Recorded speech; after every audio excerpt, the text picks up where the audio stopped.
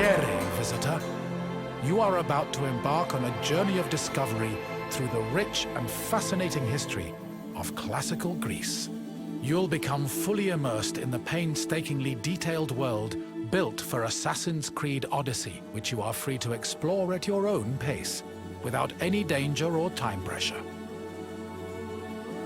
For a directed experience, take one of the many guided tours curated by prominent historians and archaeologists. Along the way, exchange words with some of Greece's most famous historical persons. The classical Greece you are about to explore is at the peak of its glory.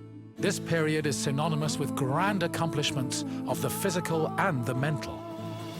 Architectural marvels which still stand today dot its landscape, while towering achievements in philosophy, political systems, and art still influence our modern society in profound ways. We hope you become engrossed in the dazzling riches of ancient Greece and welcome you to your visit.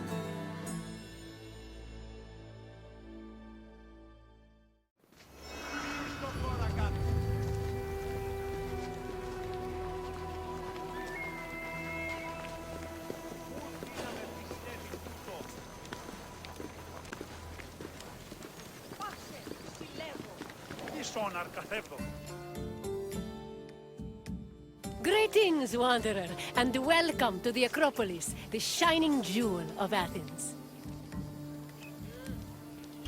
My name is Aspasia.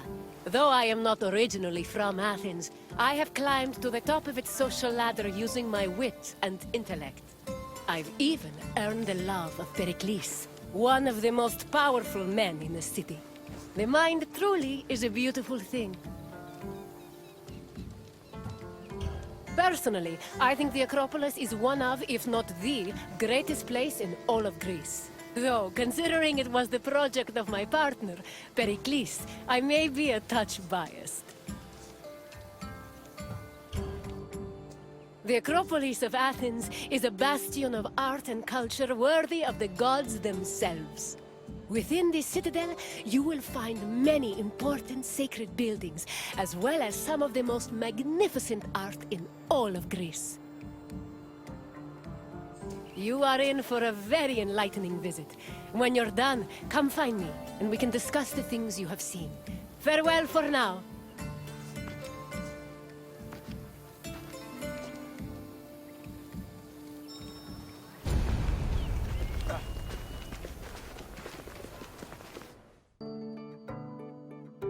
The Acropolis has gone through many changes in its long history. It began as a simple rock, was settled as early as the Neolithic period, and then became a fortress in the Mycenaean period. Stone buildings started appearing in the 7th century BCE. But the famous structures whose ruins remain visible today date mainly from a period of construction in the 5th century BCE. The location of the Acropolis is closely tied with Athens' foundation myth. Supposedly, it was the site where Athena and Poseidon competed for the city's patronage.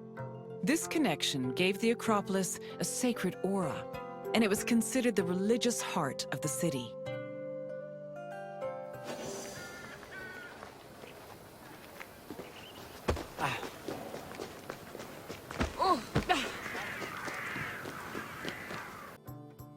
The Temple of Athena Nike was built on the remains of old fortifications from the Mycenaean era. Worship at the temple can be traced back to the 6th century BCE, but the building itself was destroyed during the Greco-Persian Wars a century later. It was rebuilt during the Peloponnesian War. Given that the name Athena Nike roughly means Athena of victory, it was likely constructed in the hopes that Athens would win the war.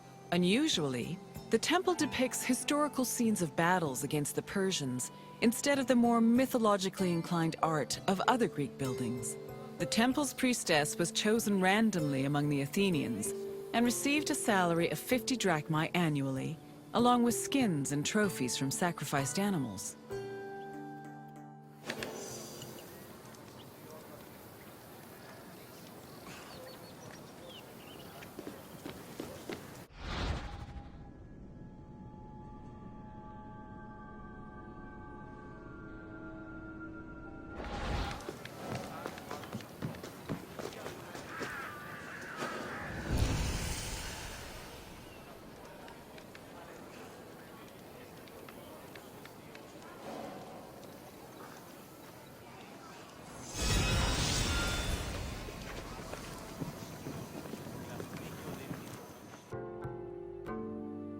The Acropolis was built up over a long period, due in no small part to its partial destruction during the Greco-Persian Wars.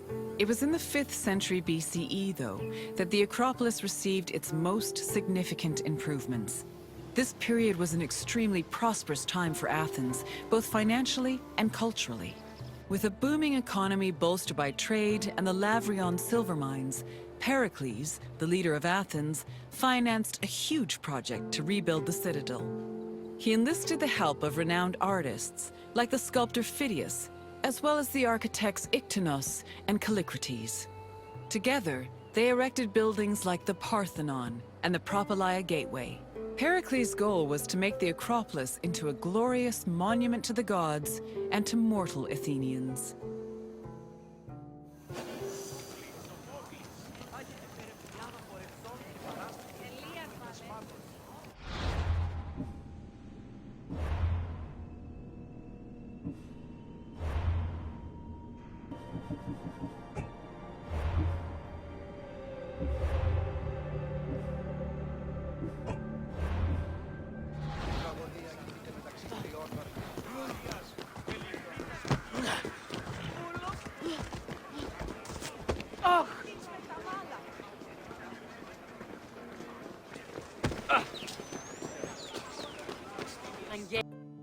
Behind the Propylaea was the giant bronze statue of Athena Promachos, or Athena who fights on the front lines. That name was reflected in the spear and shield the statue held in its hands. It was erected in the mid-5th century BCE by the artist Phidias. According to an inscription, it took 9 years to make and cost almost 500,000 drachmae. At approximately 10 meters tall, the statue was apparently so large that Pausanias claimed its helmet and spear tip could be seen from the sea near Cape Sunion, 60 kilometers away.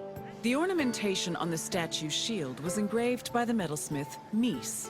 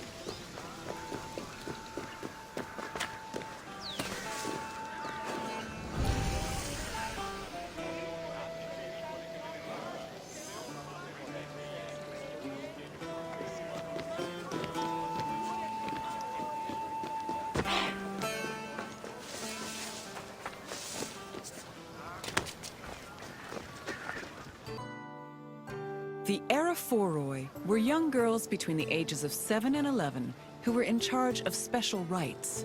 A list of 4 girls was drafted by the Assembly of Citizens, from which the High Magistrate, the Archon Basileus, chose 2 to serve as Aerophoroi for the year. The girls lived in a house on the Acropolis. They were in charge of carrying sacred objects and weaving the peplos of Athena. The peplos was a sacred robe offered to Athena during Panathenaea, a festival held in her honor.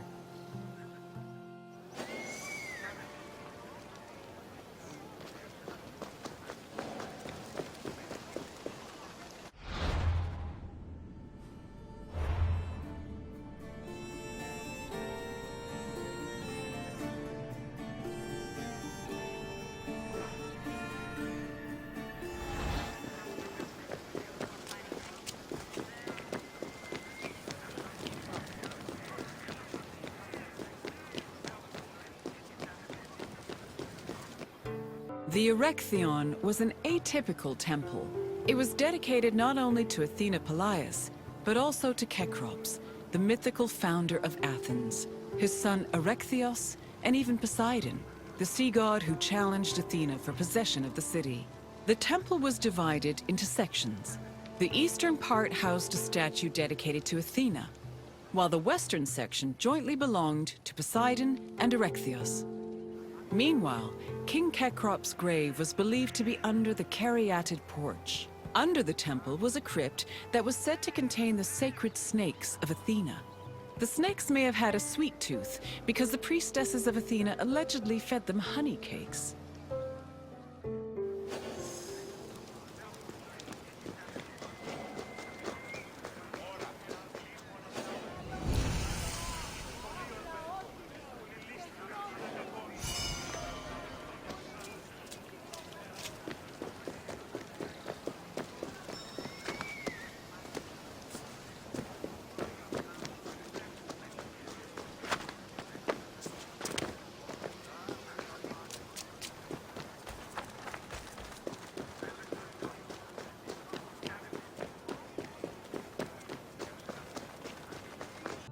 The Parthenon is one of the most well-known buildings in the world, and an enduring symbol of ancient Greek civilization. While it is located on the Akropolis, the building is not a traditional temple. It was built by the sculptor Phidias and the architects Callicrates and Ictinus as a great monument to the glory of the city of Athens. That glory is evident in its many carvings.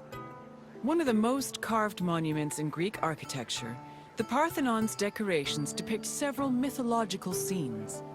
These include the birth of Athena, her fight against Poseidon for the patronage of Athens, the gods' battle with the giants, and the procession of the great Panathenaea.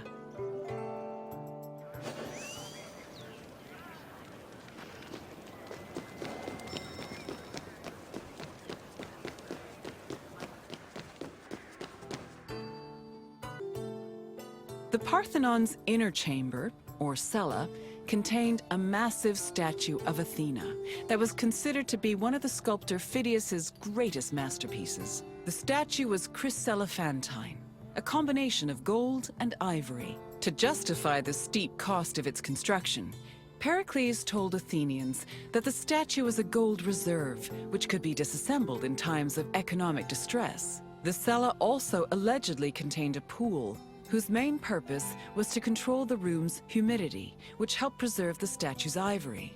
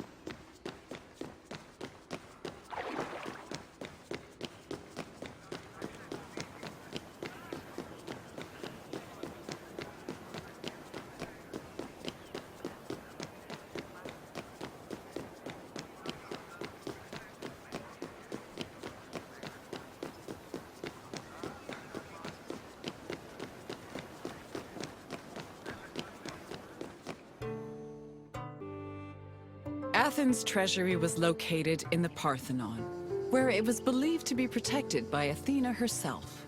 The treasury contained objects of great value, acquired from different conquests, as well as a mass of minted silver coins and various offerings to Athena. Pericles also decided to move the entirety of the Delian League's treasure to the Parthenon in 454 BCE. This was a great testament to Athens' power over the rest of Greece. The riches were divided into two parts, the Demosia, which belonged to the city, and the Hiera Cremata, which was dedicated to the goddess and only used for religious purposes.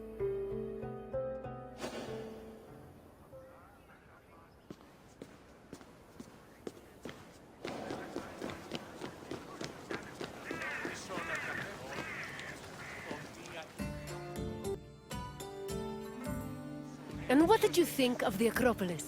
It truly is quite something, isn't it?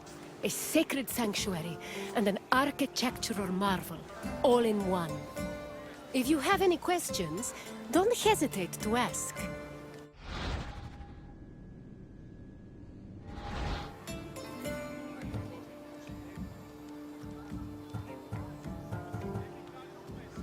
You're confident enough for a test? Very well. Let us see how much you know. Which two gods competed for Athens' patronage?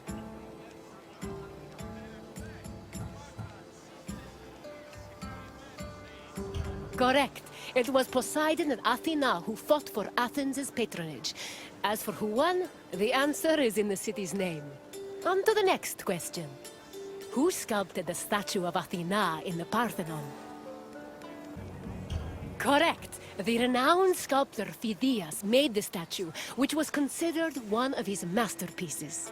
And now, the final question. Which king's tomb was believed to be under the caryatid porch?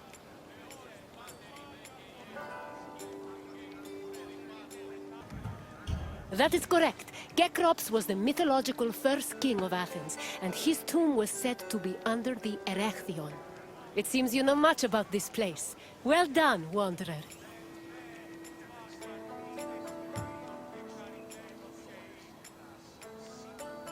As you wish. Hopefully we will see each other again soon.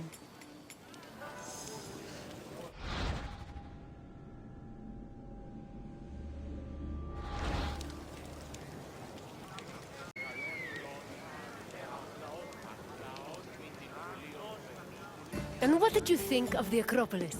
It truly is quite something, isn't it? A sacred sanctuary. And if you have any questions, don't hesitate to ask.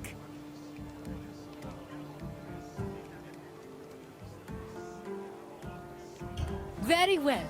On to the next tour.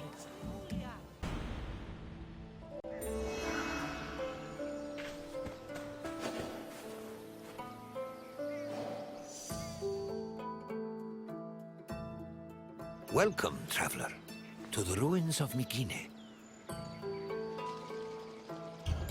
My name is Herodotus, and I am a traveler from Halicarnassus. I retrace the cause of various events, such as wars and great calamities. I describe what I see and record what I'm told, all with the aim of providing a better understanding of why these things occur. Look for me to introduce you to many sites.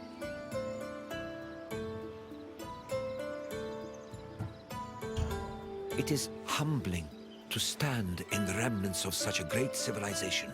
Looking at these ruins, I am reminded that the past is never as far behind us as we think. These are the ruins of Mycenae, center of the old Mycenaean civilization. It was home to great warriors and heroes. In many ways, places like Athens and Sparta stand on the shoulders of its accomplishments. This tour will take you through its ruins and introduce you to its most important monuments, revealing its history in the process. I hope you enjoy yourself. I'll be waiting for you at the end of your visit.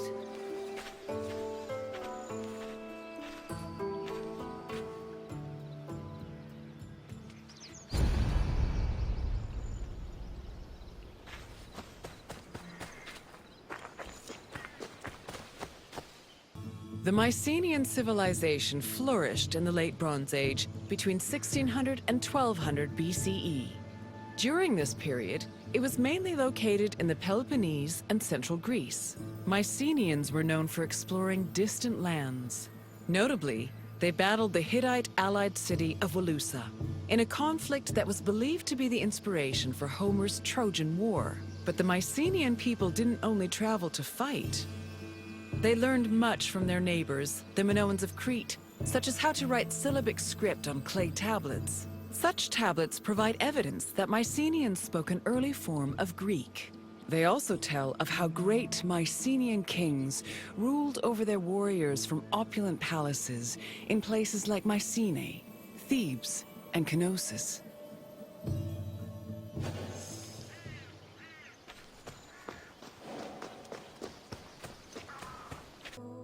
The entrance to Agamemnon's citadel, or the Lion Gate, is one of the most iconic monuments in Mycenae.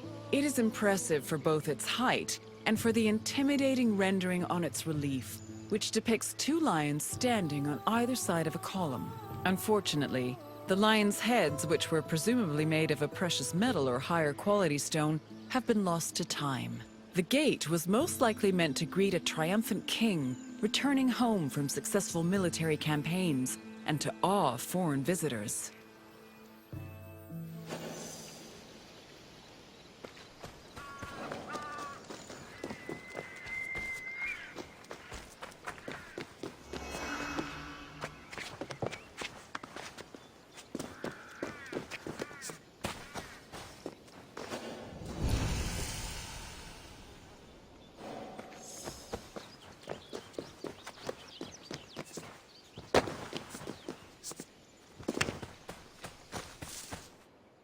When these shafts were discovered by archaeologist Heinrich Schliemann in 1876, he believed the 6 gold-filled graves to be connected with the family of the great king Agamemnon, even going so far as to proclaim a gold mask he found within to be the death mask of Agamemnon. However, this was refuted by later excavations, which showed that the 19 bodies buried in the shafts dated back to a few hundred years before Agamemnon was even born. In fact, at the time of the body's burial, the Lion Gate and the citadel walls had not even been built yet. It's estimated that the people in the graves were members of the first Mycenaean dynasty. The graves later became a place of worship for Mycenaean kings, who raised walls to protect them. These walls helped preserve several incredible artifacts, including women's jewelry, death masks, and masterfully crafted weapons.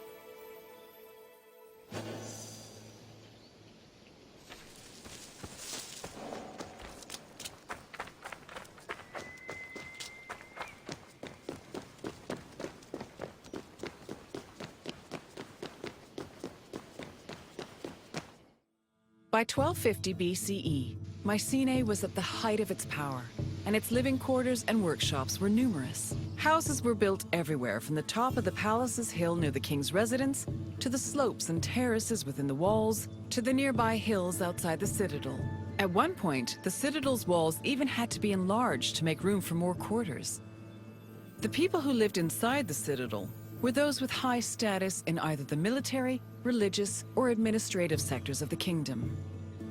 This is reflected by the ceramic and metal vessels inside the houses, as well as their painted plastered walls.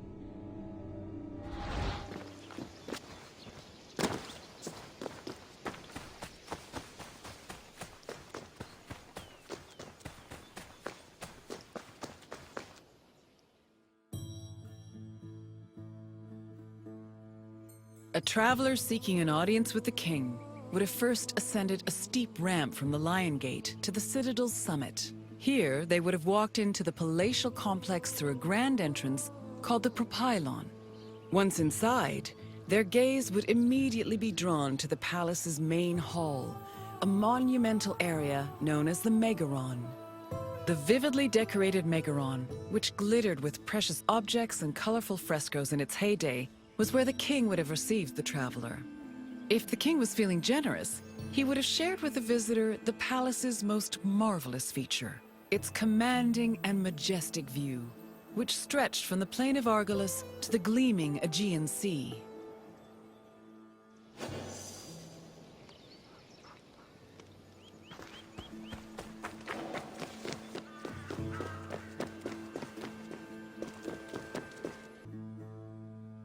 It was in this palace where a legendary Mycenaean king like Agamemnon would have held court. According to Homer and other poets, Agamemnon led the Greeks in the sack of Troy. Stories say that he was a fearsome warrior on par with Achilles, but also an overly ambitious and arrogant ruler. He sacrificed his own daughter, Iphigenia, to convince Artemis to grant his ship's passage to Troy. After conquering the city, he returned to Mycenae with mounds of riches, and a Trojan named Cassandra as his concubine.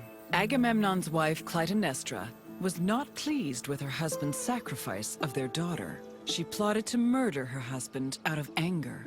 The plot was successful, and, depending on the version of the story, Agamemnon was either murdered in his bath by Clytemnestra or killed by his cousin Aegisthus during a banquet.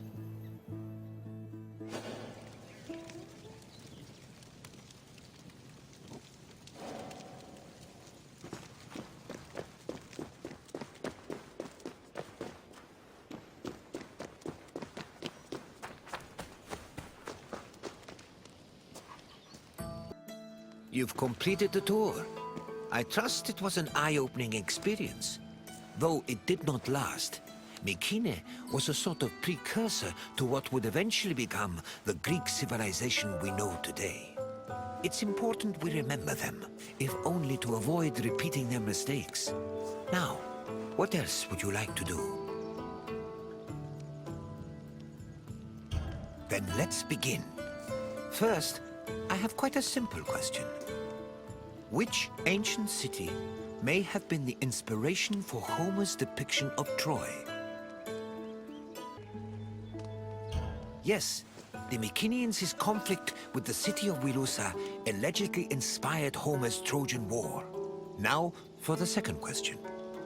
Agamemnon sacrificed his daughter Iphigenia to convince which god to allow him to proceed to Troy?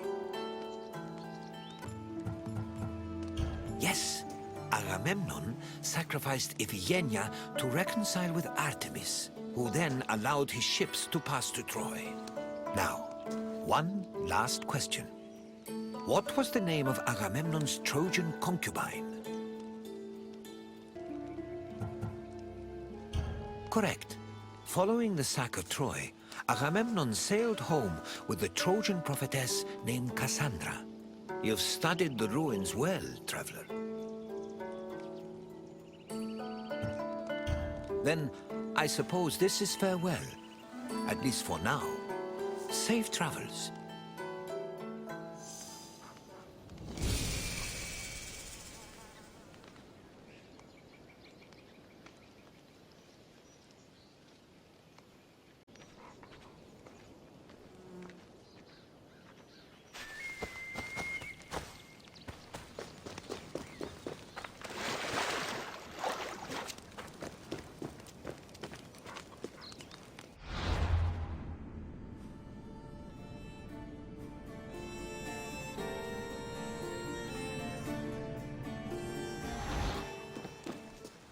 You've completed the tour. I trust it was... Though it did not, it's important we remember now. What else? I appreciate your desire for more knowledge. Let us continue.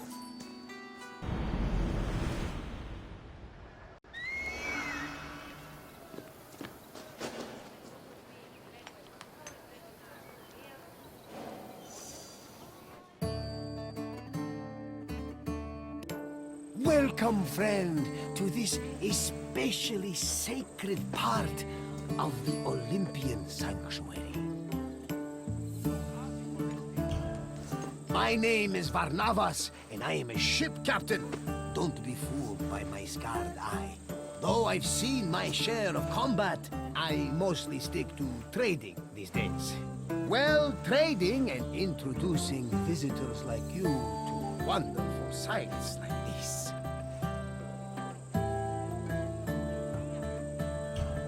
This place is practically vibrating with divine energy.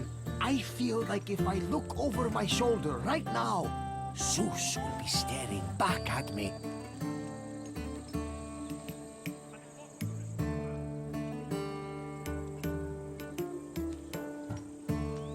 The sanctuary of Olympia was dedicated to Zeus, king of the gods. It had close connections to the divine, as you will see very soon. I'll come find you when you're done, and we can talk about what you've left.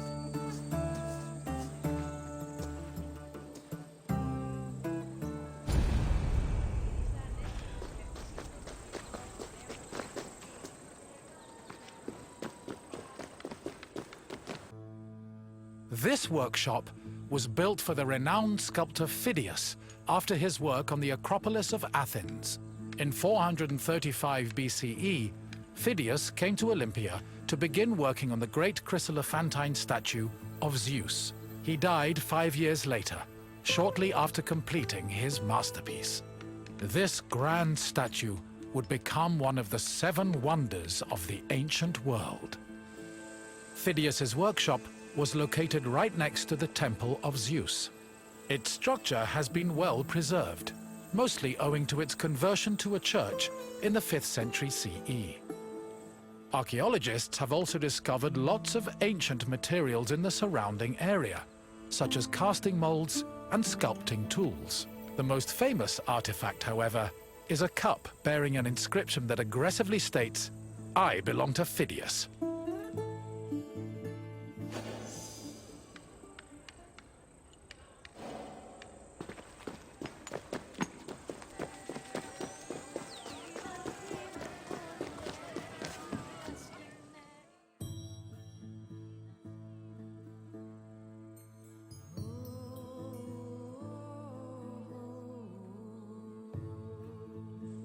On the 5th and final day of the Olympic Games, victors attended a ceremony where they were crowned with olive wreaths and showered in flowers. The crowns came from the sacred olive tree of Zeus, which was planted near the god's temple. A young boy trimmed the branches with a golden sickle before giving them to the Hellanodikai to turn into wreaths. After the crowning ceremony, it was time for great feasting and celebration.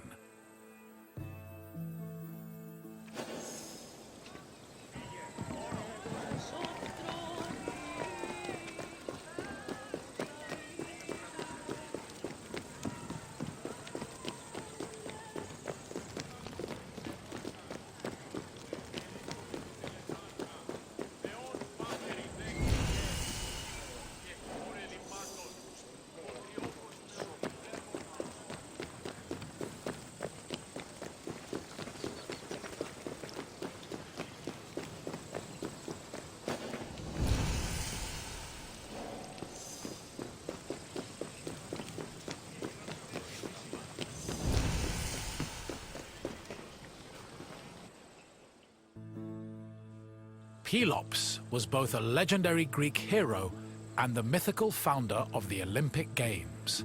According to legend, Pelops fell in love with the beautiful Hippodamia. Her father, Oenomaus, the king of Pisa, disapproved of their union. Having once heard a prophecy that he would be killed by his son-in-law, Oenomaus was known to challenge his daughter's suitors to chariot races, killing them when he won. Still, Pelops was determined to win Hippodamia's heart. Before the race, he enlisted the help of Poseidon, who gave him a golden chariot with 4 winged horses. Pelops was able to win both the race and the hand of his beloved, while Oenomaus was dragged to death by his horses. The start of this famous race was depicted on the eastern pediment of the Temple of Zeus.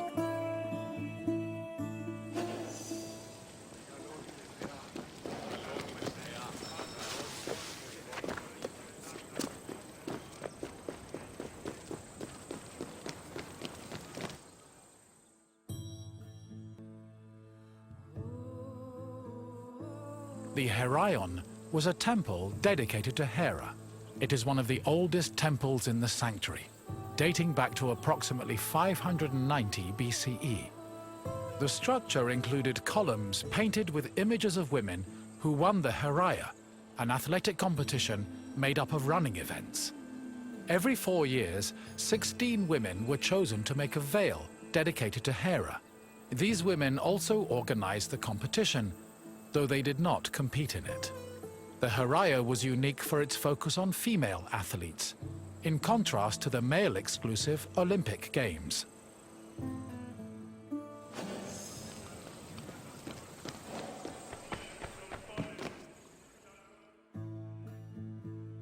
Hera was the goddess of women, marriage, family, and childbirth. She ruled Mount Olympus as Queen of the Gods, along with her husband and brother Zeus. Many mythological stories paint her as being annoyed at Zeus's many lovers and illegitimate offspring.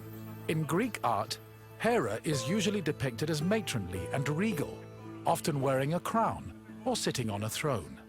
She is also sometimes seen holding a pomegranate, a symbol of both fertility and death. Hera's cult was very popular across Greece, and Olympia even minted her image on its coinage.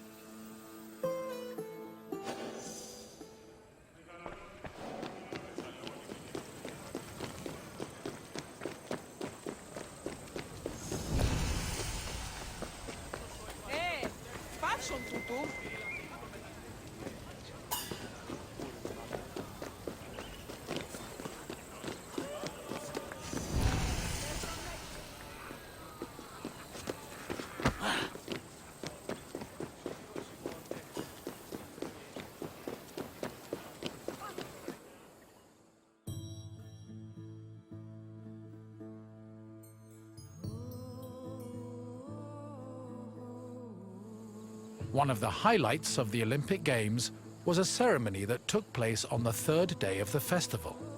It began with a procession of athletes, ambassadors, Hellenodikai, and animals. The group made their way around the Altis until they arrived at the Temple of Zeus.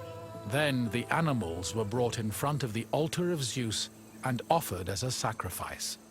This sacrifice was known as a hecatomb, a word that originally described the sacrifice of 100 oxen.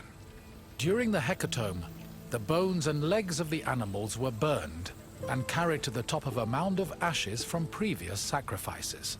Meanwhile, the meat of the animals was saved for a large banquet held later in the evening.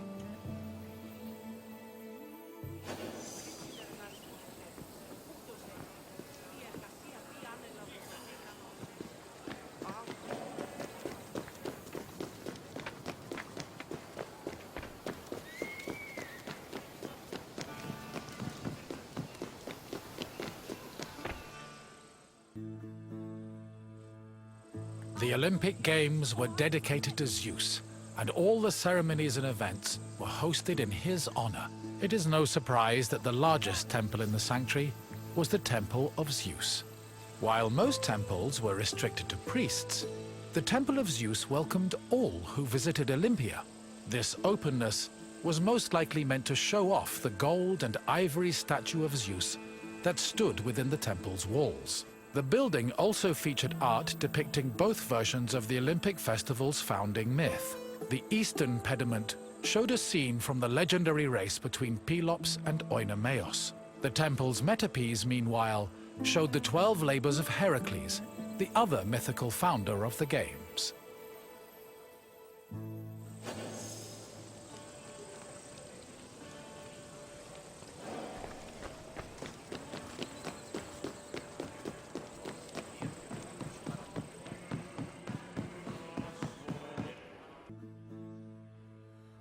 Zeus was the god of sky and thunder, and king of the Olympians.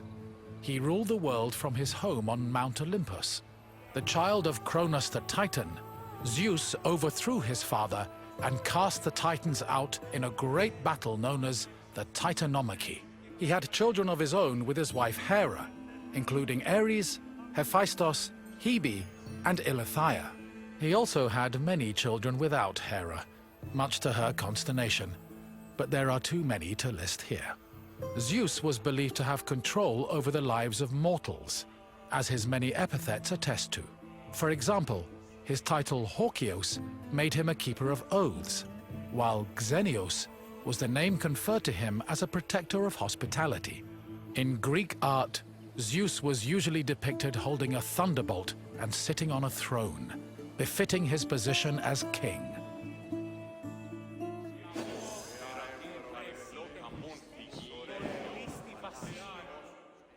The Temple of Zeus was home to the chryselephantine statue of Zeus, one of the 7 wonders of the ancient world. The statue, made of gold, ivory, and wood, was sculpted by the renowned artist Phidias. At 13 meters tall, it was as impressive looking as it was difficult to maintain. Oil was used to protect the wood and ivory from cracking, and to prevent general decay. While the statue does not exist today, it was thankfully described by Pausanias in great detail, so its legacy lives on.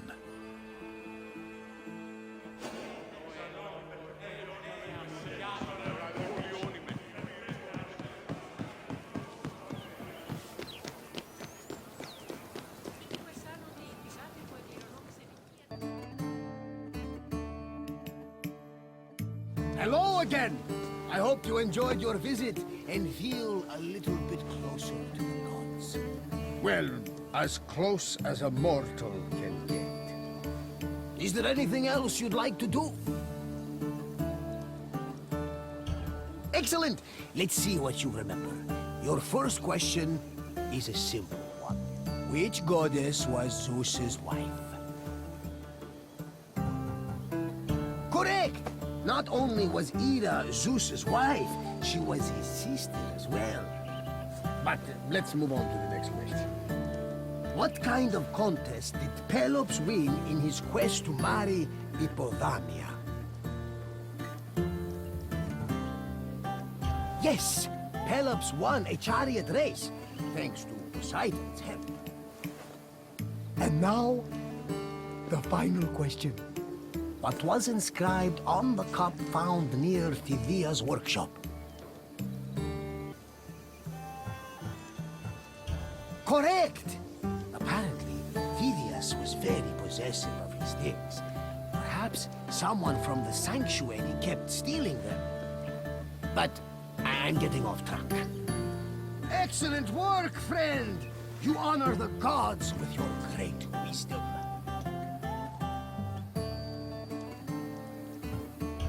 Farewell for now, my friend.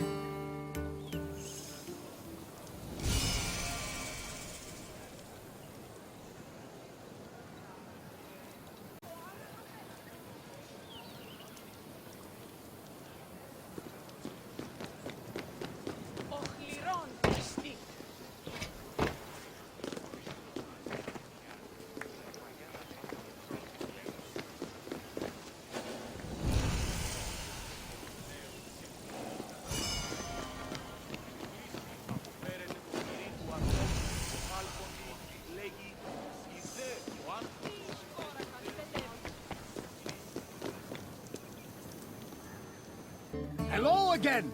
I hope you enjoyed your visit and feel a little bit closer to the gods. Well, as close as a mortal can get. Is there anything else you'd like to do?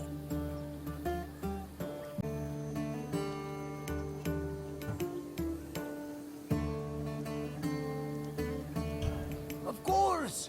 Follow me, my friend!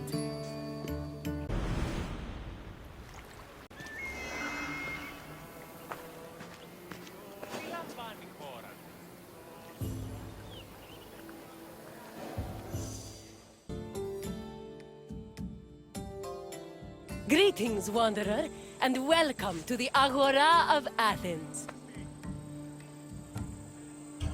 I love this Agora. Where else could you find a common fish merchant and an extravagant jewelry seller within a few feet of each other? It's that kind of variety that makes city life so rich and exciting. The Agora is the beating heart of any Greek city. It is a place where all types of people may gather, from citizens and foreigners to magistrates and philosophers. All All manner of business is conducted here, including political meetings, legal proceedings, and trade. When you finish exploring, come find me, and we can talk more. See you soon, Wanderer.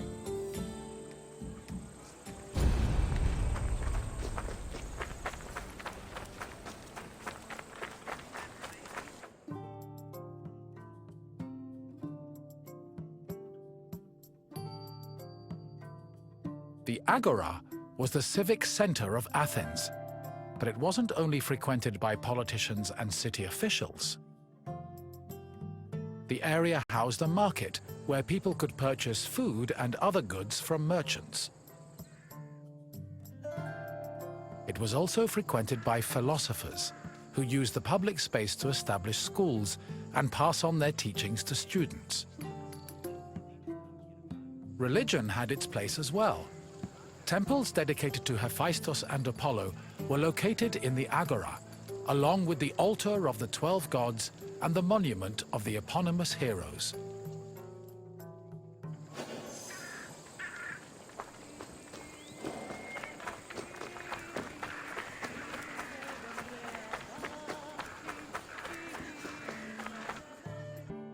The painted stoa, or stoa poikile, derived its name from the panel paintings on its wall.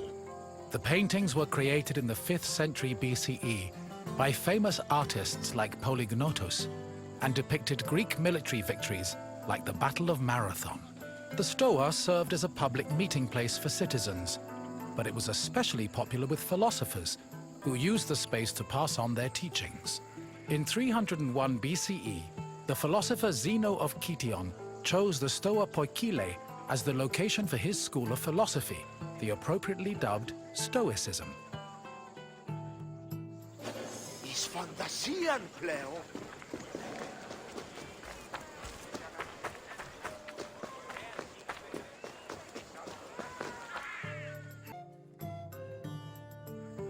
Trade in the Agora was supervised by magistrates. There were 5 agoranomoi who kept order in the market, controlled the quality of goods, and collected market dues. This provided revenue to the city and helped pay the magistrates and those in charge of maintaining order. The market benefited everyone. Customers bought what they needed, merchants made their living, and city officials received the money they needed to keep the wheels of democracy turning.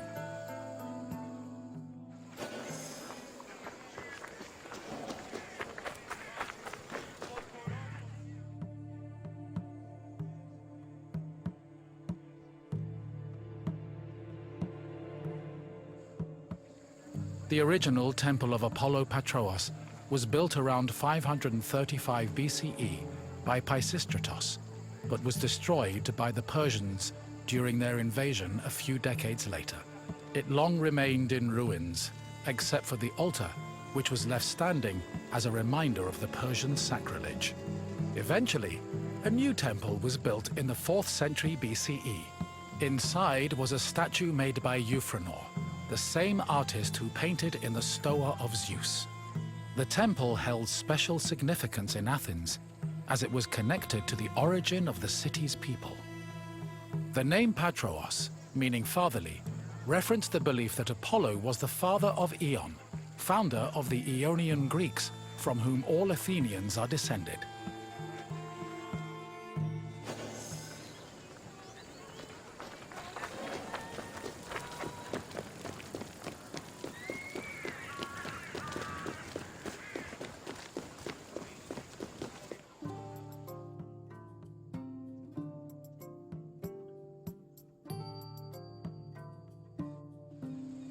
The Temple of Hephaestus overlooks the Agora from the Colonus Agoreus hill. Today, it is one of the best preserved temples in Greece, owing to its conversion to a church in the Middle Ages. But while this transformation preserved the structure, it also damaged the surrounding sculptures. The temple was dedicated not only to Hephaestus, the god of metallurgy, but also to Athena Ergane, goddess of arts and crafts. Nearly every part of the Hephaestion was lavishly decorated with depictions of famous mythological events, like the labors of Theseus. The Theseus scenes gave the temple the nickname Thesion, a name that lives on today as a city district in Athens.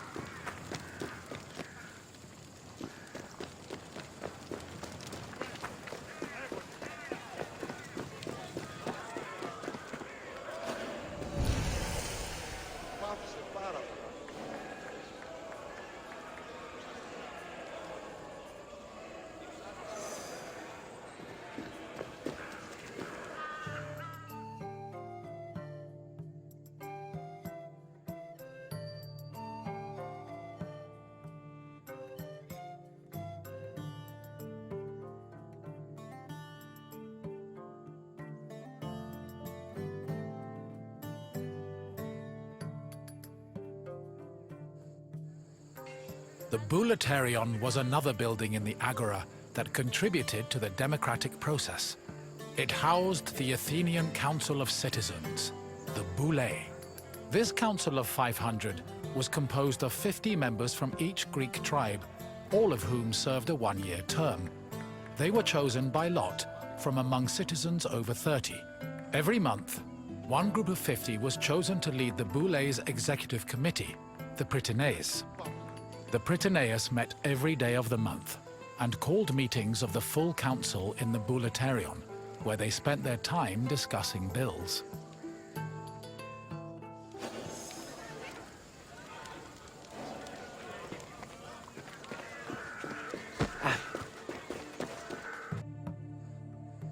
The Prytaneon was one of the most important buildings in the Agora, as it was the headquarters of the Prytaneis. The Prytaneis was the executive committee of the Boulei, who ran the city's daily operations. The Prytaneis dined in the Prytaneon, and 17 of them slept on site to ensure there were always officials available to deal with emergencies. The Prytaneon also housed the official weights and measures of the city. The Fire of Hestia, which provided sacred fire for all public sacrifices, was also located there.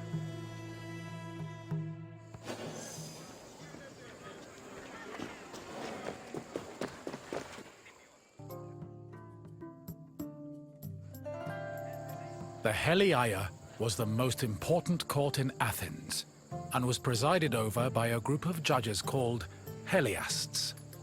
Judging was a regular part of an Athenian citizen's life, with trials happening almost every day. Heliasts were chosen randomly based on two factors. First, that they were on the official list of 6,000 potential Heliasts. Second, that they were present at court on the day of the trial. A stipend of 2 obols was established by Pericles to compensate for the loss of work while on Heliast duty, and also to encourage participation in the judiciary process.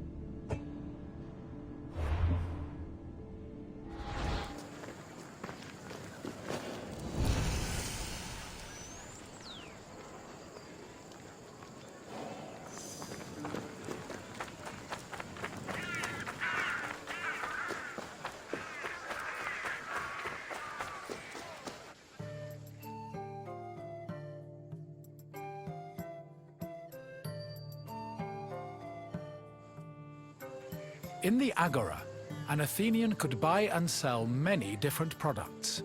The permanent retail market was divided into sections according to the category of merchandise.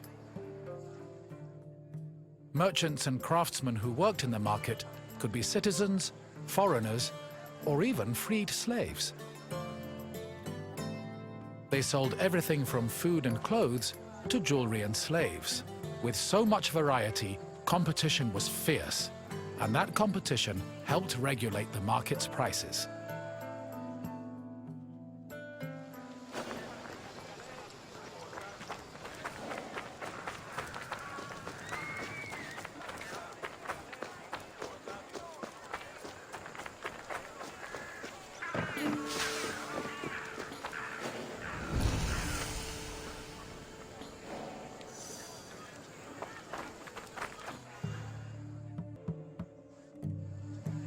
The Heliaio wasn't the only court in Athens. This other court was located next to the South Stoa. Historians believe it to be a court based on the discovery of a nearby box containing 7 bronze ballots. These ballots were used by jurors to give their verdicts. The reason trials were so common in Athens might have been related to their democratic regime, which promoted the individual's right to demand reparations for injustice. However, not all legal matters were settled in this fashion. If a claim was small enough, it was settled individually by a magistrate. Public trials were reserved for more serious offenses, such as murder, theft, and political crimes.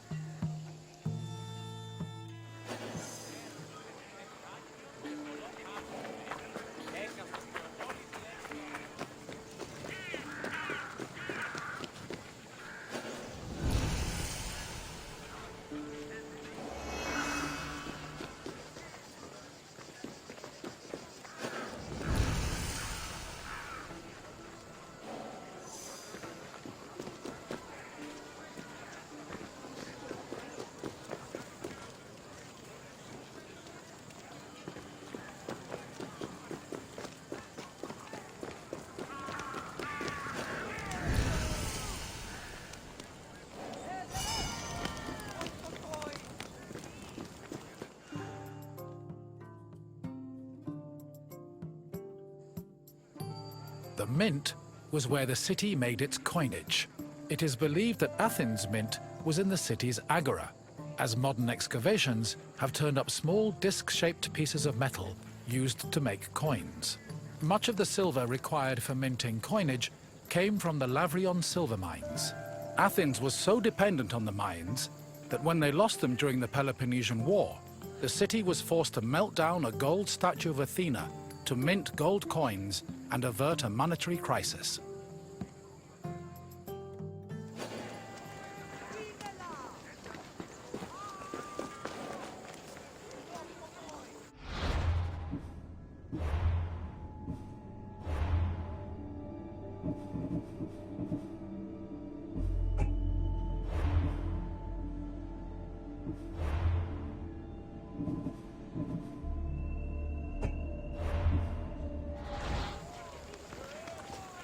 You have now experienced the Agora, following in the footsteps of countless Athenians before you. I hope the trip has impressed upon you how important this place was to trade, politics, and law. If you have any questions, don't hesitate to ask. Very well, let's begin. Which philosopher's school took its name from the painted stoa? Yes, Zenon taught at the Stoa, and so he and his followers were dubbed Stoics. Time for another question. What other name has the Iphistion gone by?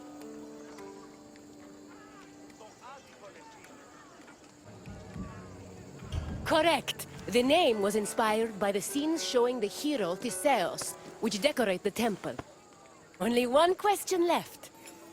When Athens lost the Lavrion silver mines during the Peloponnesian War, which statue did they melt down to mint new coins?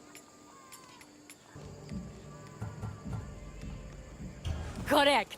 The Athenians melted down a statue of Athena to mint gold coins. It's clear you are very familiar with the Agora of Athens. I'm impressed. Farewell, wanderer. May we see each other again soon.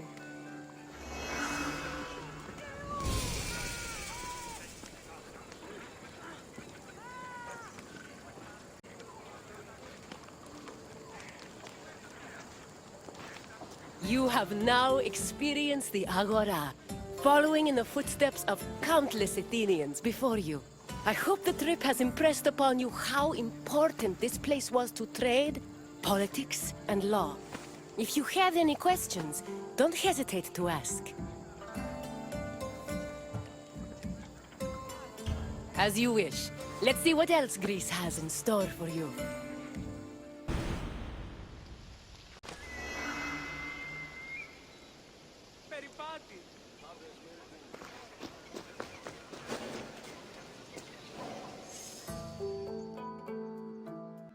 Here, visitor, and welcome to this sacred site. Delphi is an amazing place to visit if you're looking for information. I've come here on several occasions in search of answers to some particularly puzzling questions. And sometimes, I even found them. This is Delphi, home of the renowned oracle. Greeks considered it the navel of the world. Pilgrims and kings journeyed here from all over Greece and beyond, seeking advice from Apollo through the voice of his interpreter, Pythia. During your visit, you will experience the sanctuary through a pilgrim's eye and discover how important oracles and prophecies were to the people of Greece. Now, go off and begin your pilgrimage. I will be waiting for you at the end of your visit.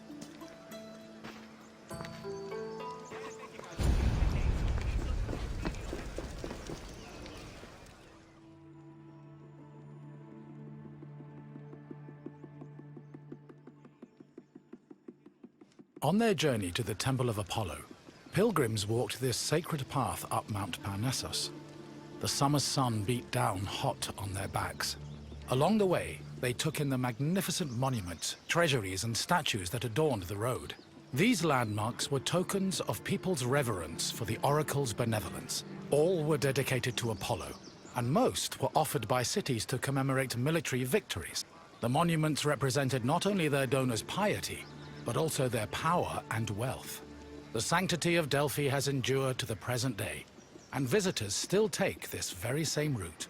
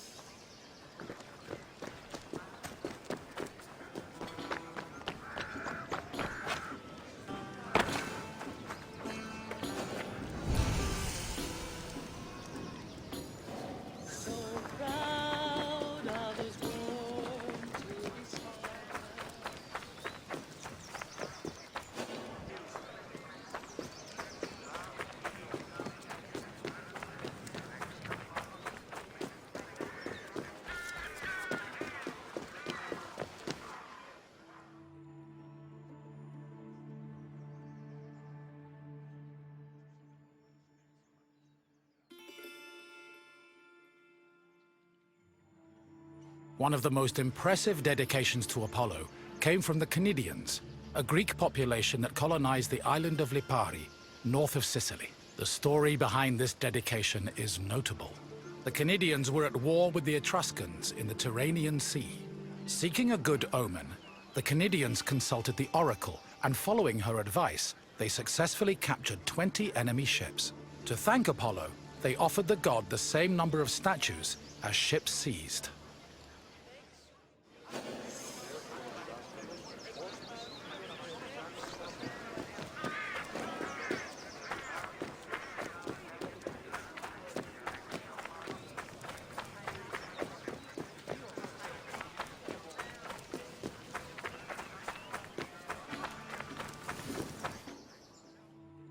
Next to the Naxian Sphinx stood a simple structure to display offerings from the Athenians, most of which were spoils of war. In particular, these offerings, called ex-votos, were prows of sunken Persian ships. The Athenians built the portico after their naval victory over the Persians in 478 BCE.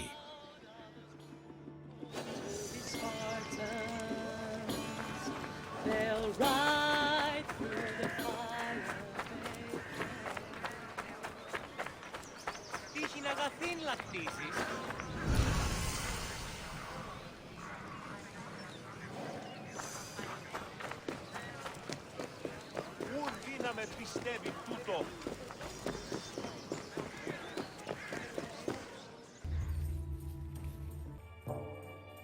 Once arriving before the temple, pilgrims wishing to consult the oracle had to first pay a tax. This tax gave them the initial right to approach the altar of Apollo and make an animal sacrifice to the god. But before proceeding to the Pythia, the preliminary ritual signs of acceptance to the god, it was sacrificed, and the pilgrim would be allowed to enter the temple to question the Pythia.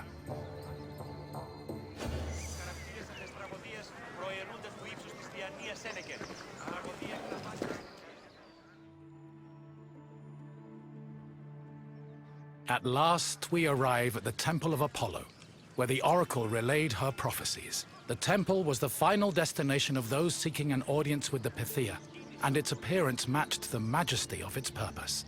Atop its imposing columns, the structure's pediments displayed famous mythological scenes, sculpted by the renowned Greek artist Antenor. But as grand as the temple looked from the outside, it paled in comparison with what happened within.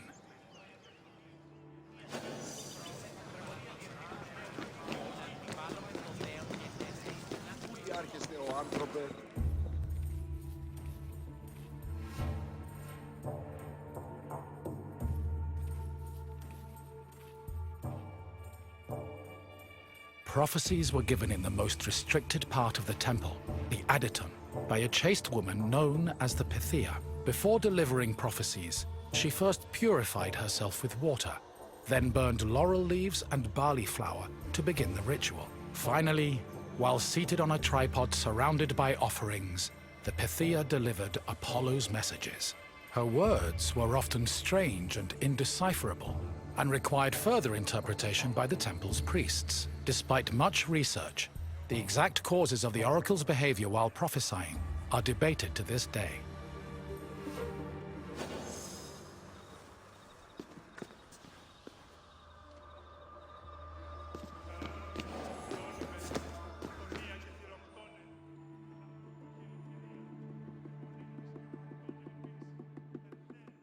Myths say that while searching for an oracle who could impart their words to mortals, Apollo established a sanctuary on Mount Parnassus.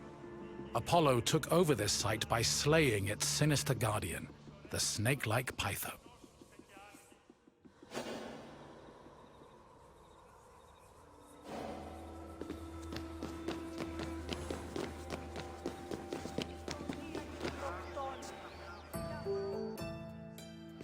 Your visit is complete. I hope you now understand how important this sanctuary was, and how it affected the lives of people both in the Greek world for all day. But what would you like to do now? Ah, you wish to test your knowledge. Let's begin with a simple question. What did the oracle use to purify herself before her predictions? Correct. The oracle used water for purification. Time for another question. Which god was believed to speak through the oracle at Delphi?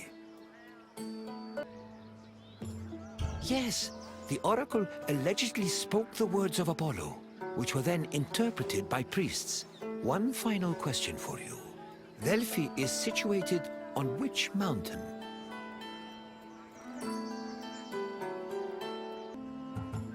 Correct. Delphi stood on the slope of Mount Parnassos. Well done, traveler. Your knowledge rivals that of the wisest philosophers. As you wish. It has been a pleasure sharing Delphi with you.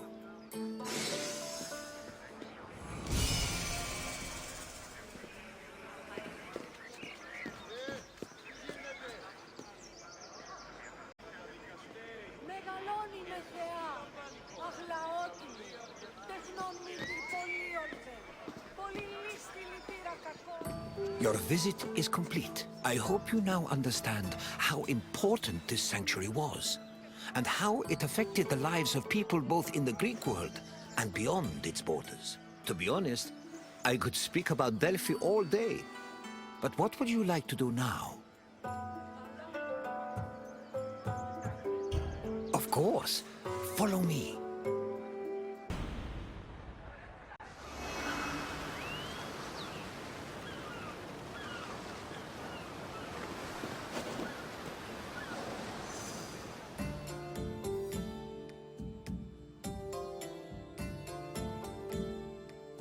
Greetings, wanderer, and welcome to the port of Piraeus.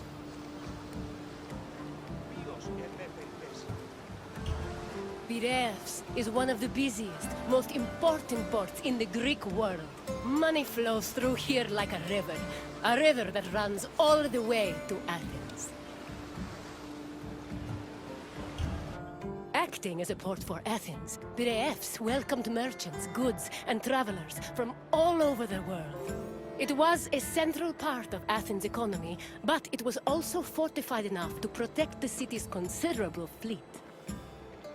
When you finish exploring the port, find me, and we will talk further.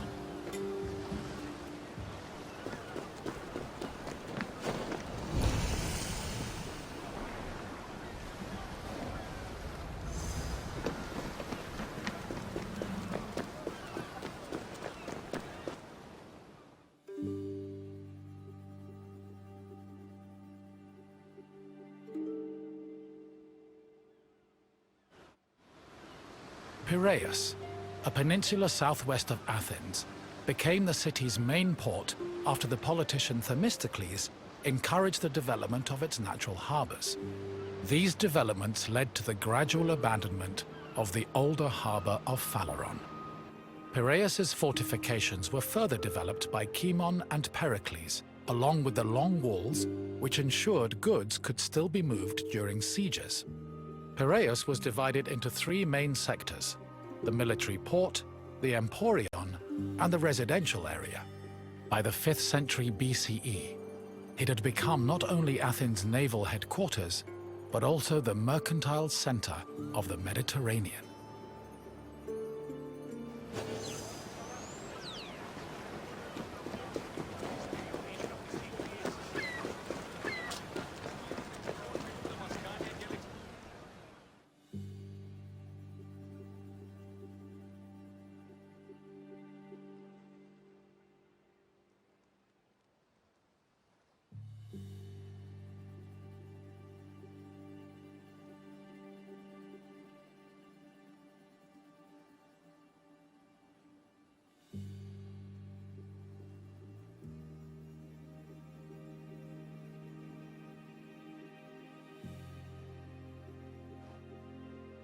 Piraeus' development during the 5th century BCE attracted a large population. Many craftsmen, merchants, bankers, sailors, and ship owners moved to the port in great numbers. The population was a mix of Greek citizens, foreign visitors, and immigrants known as metics. The variety of the port's inhabitants gave Piraeus a cosmopolitan atmosphere. Most of the residents were involved in trade, but others worked on shipbuilding or in larger-scale industries like shield factories.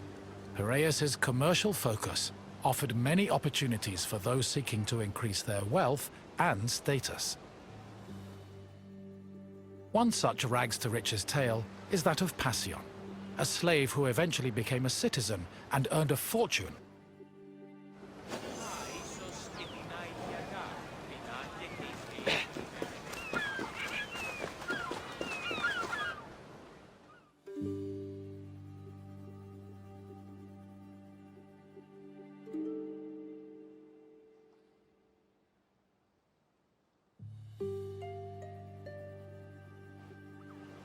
Piraeus was a demi, or district, of Attica. Because of its size, function, and varied population, it had a much more complicated administrative structure than other demes. Above all, Piraeus was closely monitored and controlled by the Athenian assembly due to its importance to the city. Within the port, there were two separate categories of trade: international trade, which took place in the Emporion, and retail trade, which was managed by Kapoloi in Piraeus's Agora.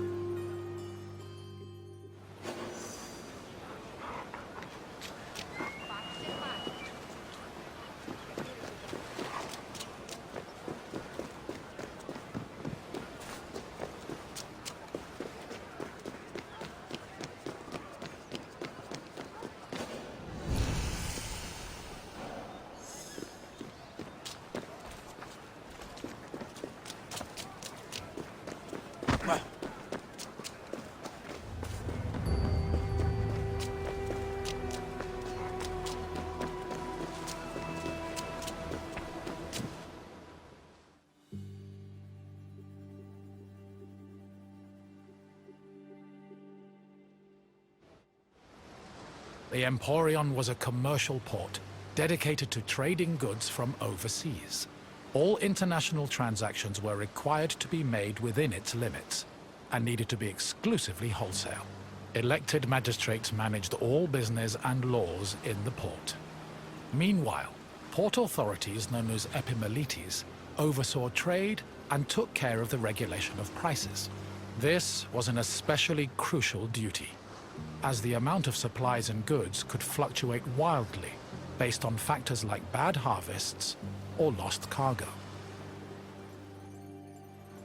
Common products sold in the Emporion included vegetables, fruits, fish, leather, timber, marble, metal, weapons, and ceramics. According to Hermippos, Athens was also wealthy enough to afford the finest goods from all over the world, including figs from Rhodes, almonds from Thassos, oil from Samos, and wine from Chios. Taxes were collected on all merchandise that came into the Emporion, which provided Athens with a major source of income.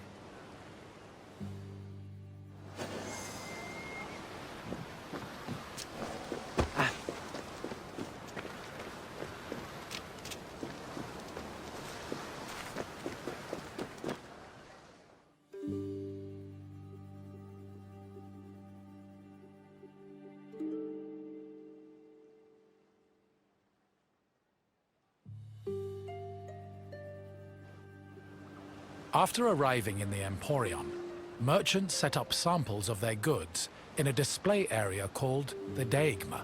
This was where citizens and foreigners gathered to officially make their deals, and almost all merchandise that came into the Emporion was traded within the area. The Deigma was under constant supervision by magistrates, who negotiated price control with the importers. They would occasionally give special privileges to those who agreed to sell at lower prices. These privileges ranged from tax exemptions to specially reserved seating in the theater.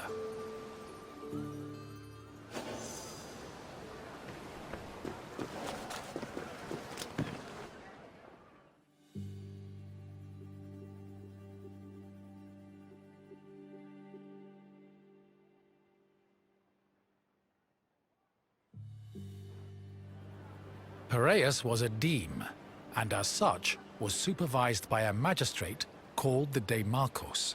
While most demarchoi were chosen locally within their deme, Piraeus was appointed directly by Athens, so the city could better monitor its commercial interests. In fact, matters regarding the Emporion, the military harbor, and the grain trade were regularly debated and decided by the Athenian assembly. Transactions within the Piraeus were supervised by metronomoi. These were magistrates responsible for keeping track of weights and measures. They made sure merchants' measurements were always accurate to prevent bad deals and scams. Even though Piraeus would eventually develop into a city in its own right, it always remained under the control of Athens.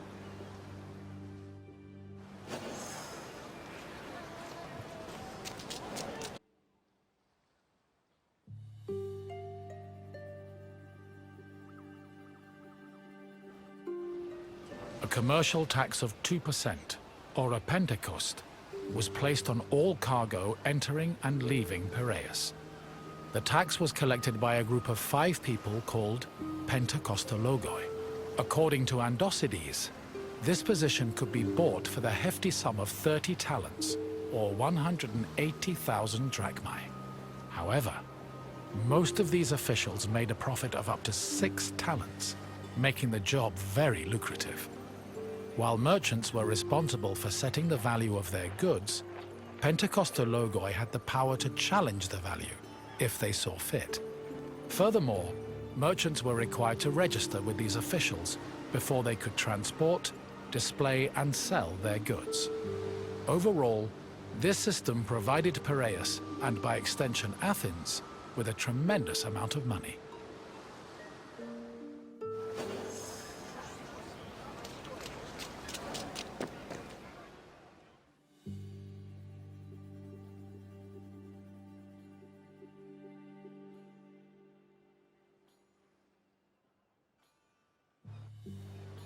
The sale of grain was overseen by special magistrates called Sitophilakes.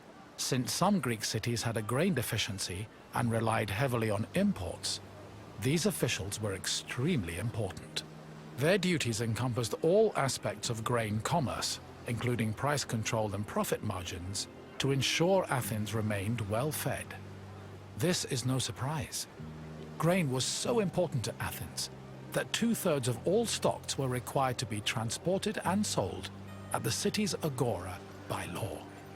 According to Demosthenes, the significance of the Sitophilakes was such that if they failed in their duties, they faced the death penalty.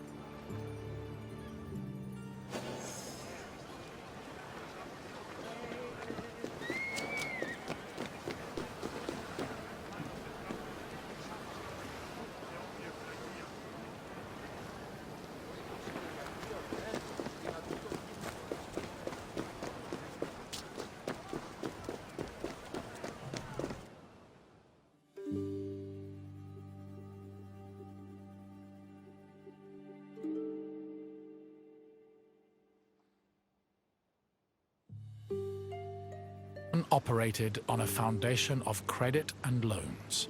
Overseas commerce was handled by 2 types of tradespeople. Emporoi transported cargo in borrowed ships, while Nauchloroi were ship owners who moved goods on their own vessels. Elsewhere in the Emporion were bankers and accountants who arranged loans and kept track of incoming and outgoing ships. Emporoi and Nauchloroi financed their maritime voyages with these loans, which often had a high interest rate due to the dangers of sea travel. Emporoi used the loans to pay for both the cargo and the right to a ship, while Nauchloroi only had to pay for their crew. Loans and interest were repaid upon a ship's return to port. However, in the event of a catastrophe such as a shipwreck, the merchant and ship owner were released from their obligations, and the losses were transferred to the lender.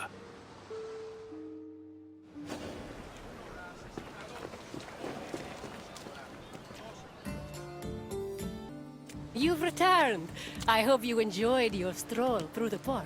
Piraeus was important to Athens' commercial interests, but it eventually came into its own as a vibrant and bustling port. If you have any questions, don't hesitate to ask. If you say so, let us see what you've learned, wanderer. First, a simple question. Which Athenian politician originally encouraged the development of Piraeus' natural harbors?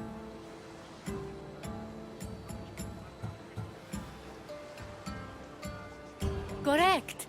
Themistocles saw Piraeus' potential as a port and encouraged its development. On to the next question. What did the Sitophilakes supervise? Yes, Sitophilakes had the extremely important responsibility of handling all matters related to grain commerce. Only one question left. What was the name of the slave who took advantage of Piraeus' opportunities to earn themselves citizenship?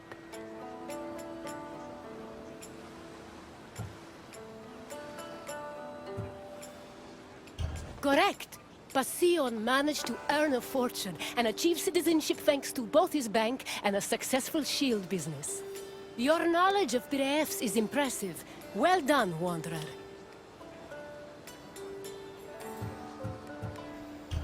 As you wish. Thank you for visiting.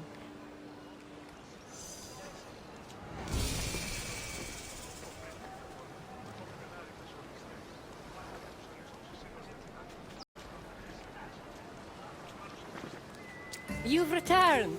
I hope you enjoyed your stroll through the port. Piraeus was important to Athens' commercial interests, but it eventually came into its own as a vibrant and bustling port. If you have any questions, don't hesitate to ask. Of course! Follow me, Wanderer.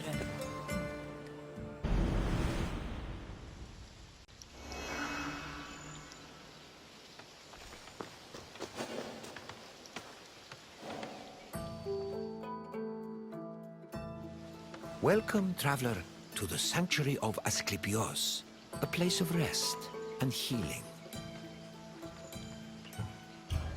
The sanctuary of Asklepios is an amazing place, even for those with only a passing interest in medicine.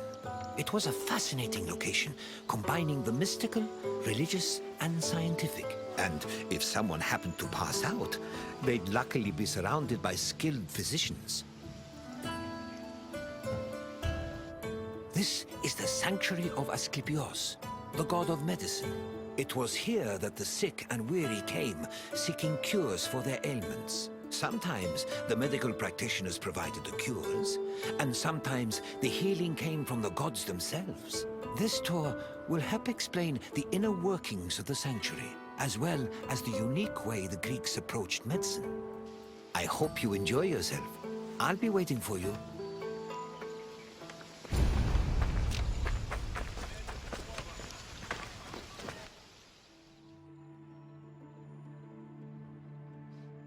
The ill and infirm came to this sanctuary to pray and offer sacrifices to Asklepios, the god of medicine. According to myth, Asklepios was once a mortal physician who eventually became a god. He had many sanctuaries across Greece, but the most famous was in Epidauros. When pilgrims passed through the entrance of the sanctuary, they could read this inscription: "When you enter the abode of the god which smells of incense, you must be pure, and thought is pure when you think with piety."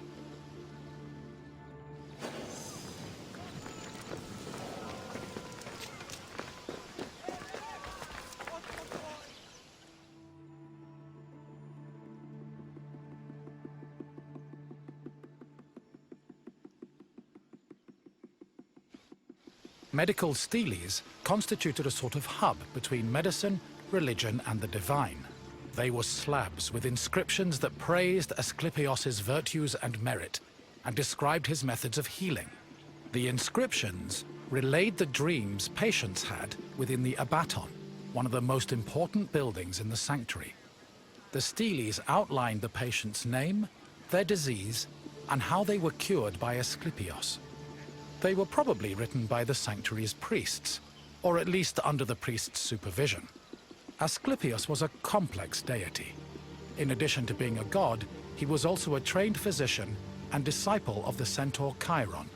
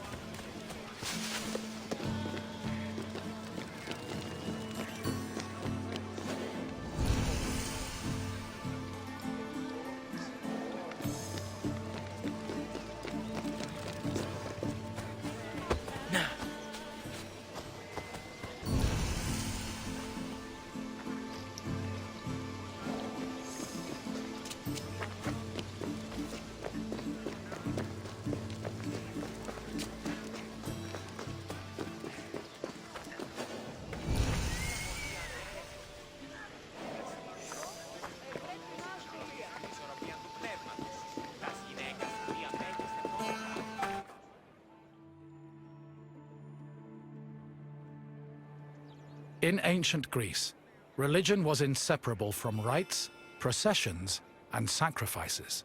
This was no different in Epidauros, and visitors to Asklepios' sanctuary needed to prepare themselves accordingly. Pilgrims cleaned themselves in order to be pure, then offered Asklepios food like honey cakes, cheesecakes, baked meats, and figs. The food was placed on the sanctuary's holy table, where it was presumably later taken by priests. After the preliminary offerings, visitors were allowed to enter the abaton, where they would hopefully encounter Asklepios in a dream. Medical steles also mention that healed patients sometimes gave additional offerings to Asklepios as thanks for being cured.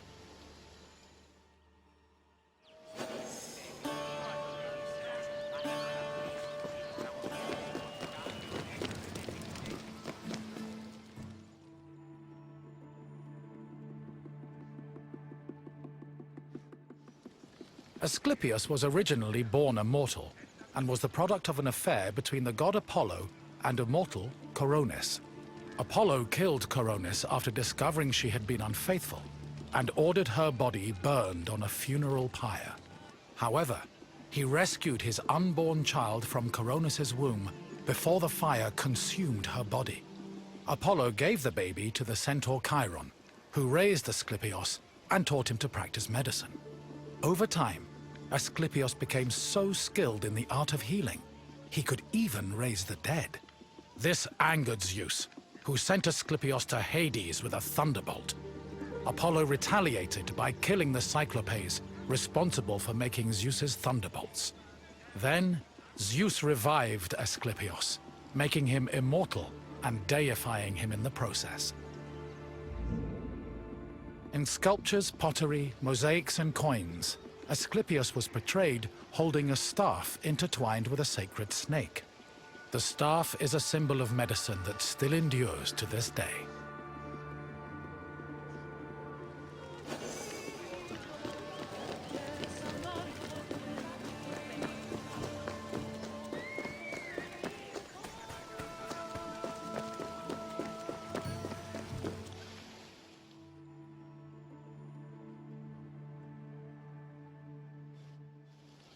The Epidauros was the priest's residence. As the link between patients and the gods, priests were essential to the operation of the sanctuary. They were often elected into the priesthood for one-year periods, but could also buy themselves a position if they were wealthy enough. In addition to interpreting patients' dreams in the abaton, priests both supervised and performed sacrifices and rituals. During these functions, they were usually clad in white.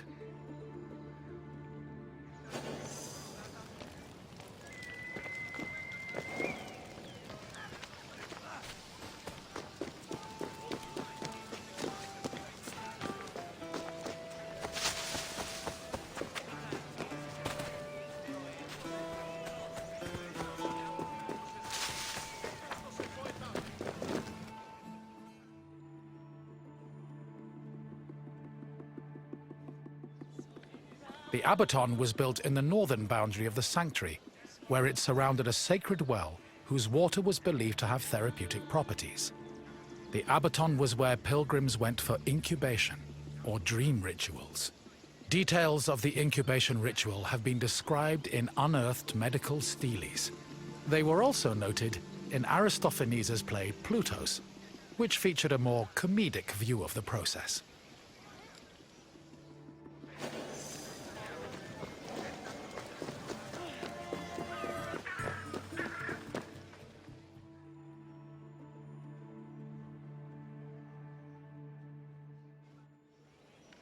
Incubation was the dream ritual pilgrims experienced in the abaton.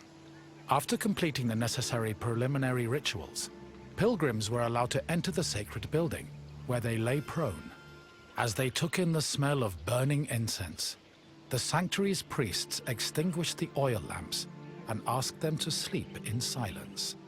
Once they were asleep, Asklepios would appear in their dreams and give his medical advice.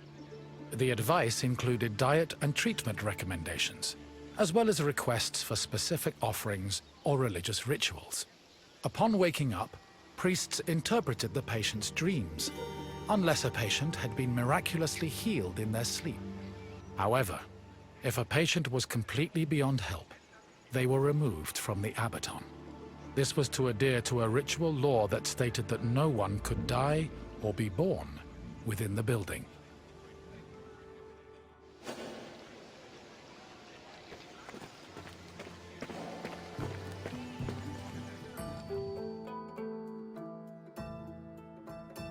I see you've completed the tour.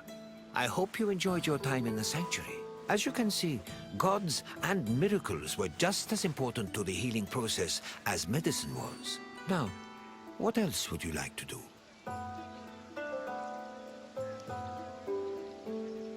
Excellent. Here is your first question. Which mythical creatures made Zeus's thunderbolts? Correct. Zeus's thunderbolts were crafted by Cyclops. On to the second question. What was the name of the building where incubation occurred? Yes, pilgrims entered the Abaddon to undergo a dream ritual in the hopes of curing their ailments. One final question for you. Who was Asklepios' father? Yes, Apollo was Asklepios' father, and his mother was a mortal named Coronis. You've proven you know the sanctuary inside and out. Well done.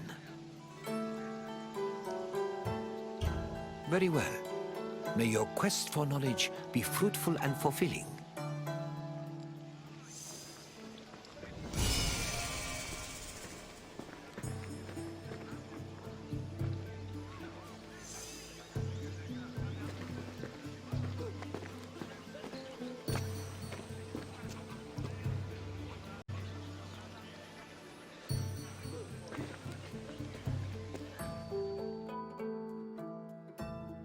I see you've completed the tour. I hope you enjoyed your time in the sanctuary. As you can see, gods and miracles were just as important to the healing process as medicine was. Now, what else would you like to do? Very well. Follow me.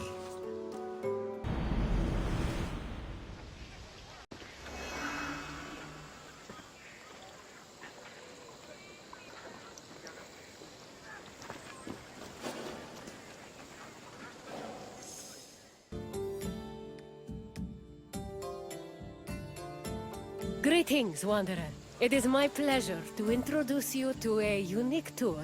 One that won't take you to impressive landmarks or famous battle sites, but through a typical Athenian home. If Olympus is Zeus's sanctuary, then my house is my own. It is a place where I can shelter myself from the noise and stress of city life. For an outgoing people like the Greeks, the house was a refuge of privacy. Inside, they could enjoy the simple pleasures of family life. Look for me when you are done, and we can discuss the things you've seen. Farewell for now.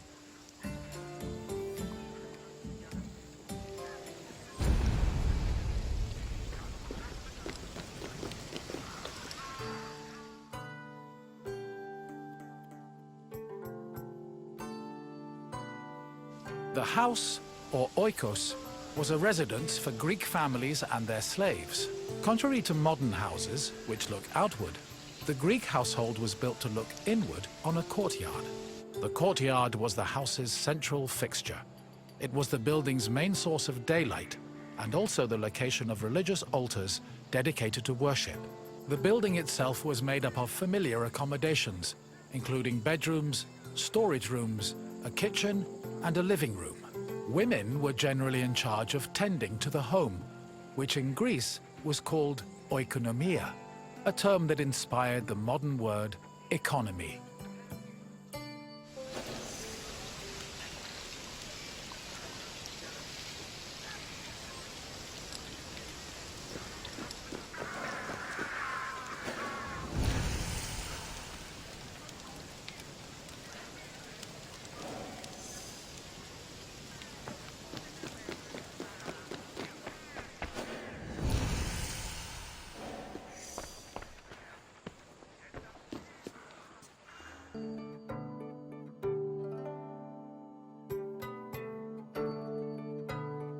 A pasta was a corridor that connected a house's courtyard to its residential section. Archaeological evidence from the city of Olynthos reveals that pastas were added to Greek home design in the 5th century BCE.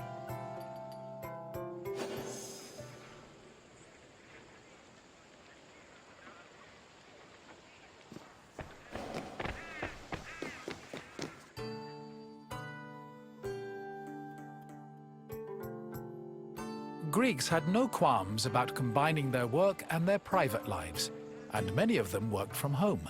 Artisans like blacksmiths, sculptors, and potters often had workshops in their houses.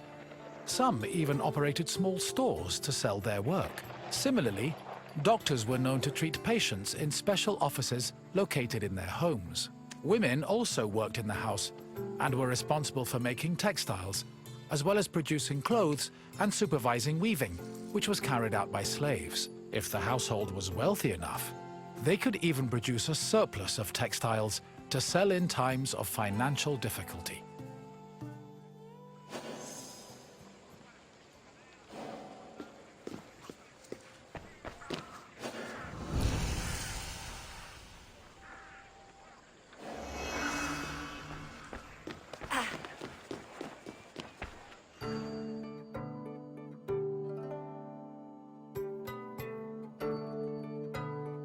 The inner courtyard was the nexus of the house.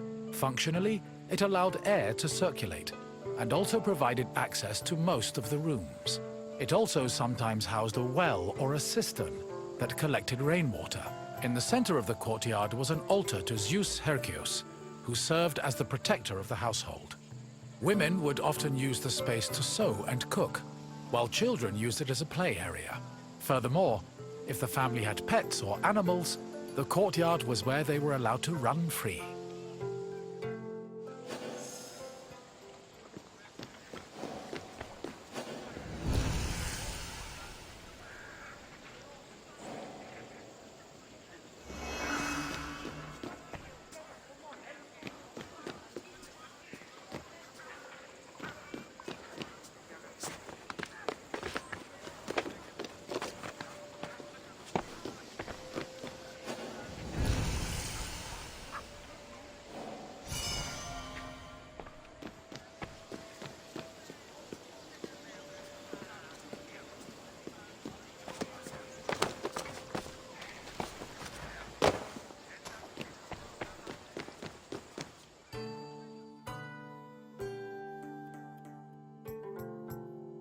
The bathroom was located in the back of the house. Much like today, it was used for cleaning and washing, although the Greeks used chamber pots instead of toilets.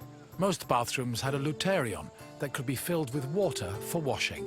Mirrors, razors, strigils, and sponges could also be found in the bathroom, along with small vases called arebaloi, which were usually filled with perfume or oil.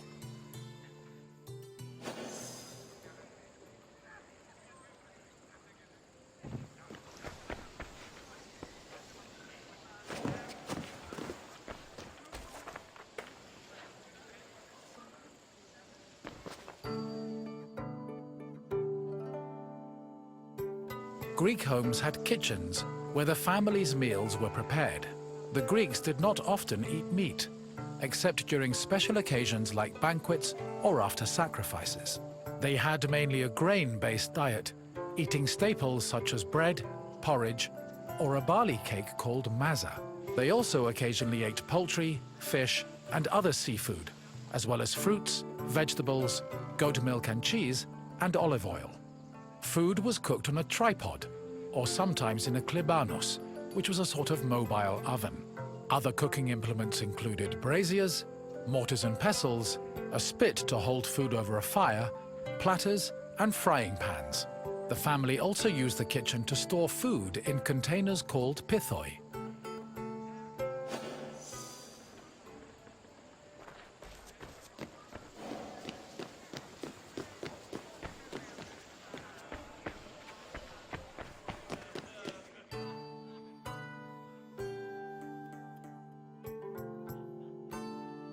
Symposia were major social institutions in Greece. They were drinking parties held exclusively for men. The party took place in the men's section of the house, the andron, where residents and guests reclined on special couches called klini. Food was served on low tables set in front of the couches, while wine was placed in a crater in the center of the room. During a symposium, men drank, sang, had philosophical discussions, and played games like kotobos. Musicians, dancers, and even courtesans were often welcomed to attend as well. However, wives and daughters were always excluded.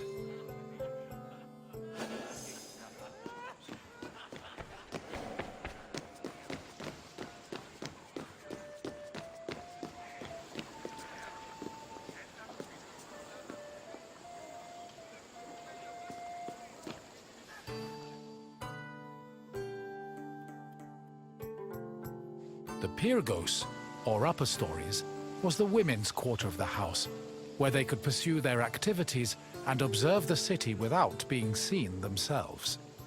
The rooftops were also used in a special rite called the Adonia, a private celebration held in honor of Adonis, which was reserved for women. At the beginning of spring, women filled terracotta pots with soil and lettuce seeds, then climbed a ladder to place the pots on the rooftop. These pots served as the women's very own Gardens of Adonis.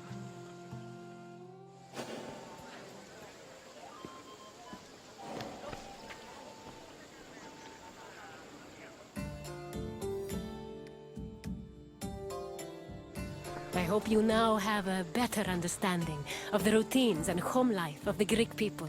What would you like to do next? Then let's start with a simple question. Which group of people celebrated the Adonia? Correct. The Adonia was celebrated by women of all stations. Let's move on to the next question. Which of the following was known as the protector of the household? Yes, Zeus Herkios protected the household, and an altar to the god usually stood in the center of the house's courtyard. On to the final question. Which of the following was not located in the bathroom?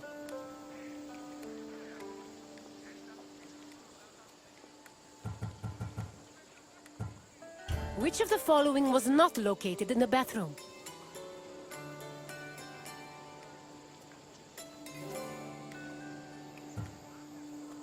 Correct! The Klivanos was a mobile oven usually found in the kitchen. It seems you really know your way around Greek homes. Well done, Wanderer.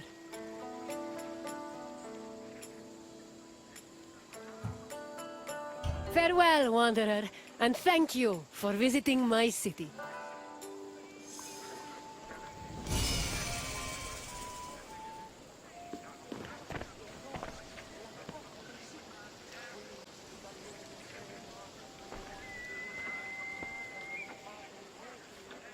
I hope you now have a better understanding of the routines and home life of the Greek people. What would you like to do next? As you wish. Come with me.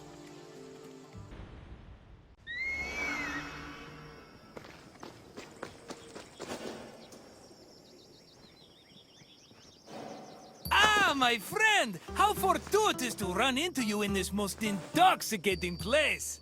I'd offer you a drink, but for some reason the workers won't let me borrow any of their wine. Cheapskates.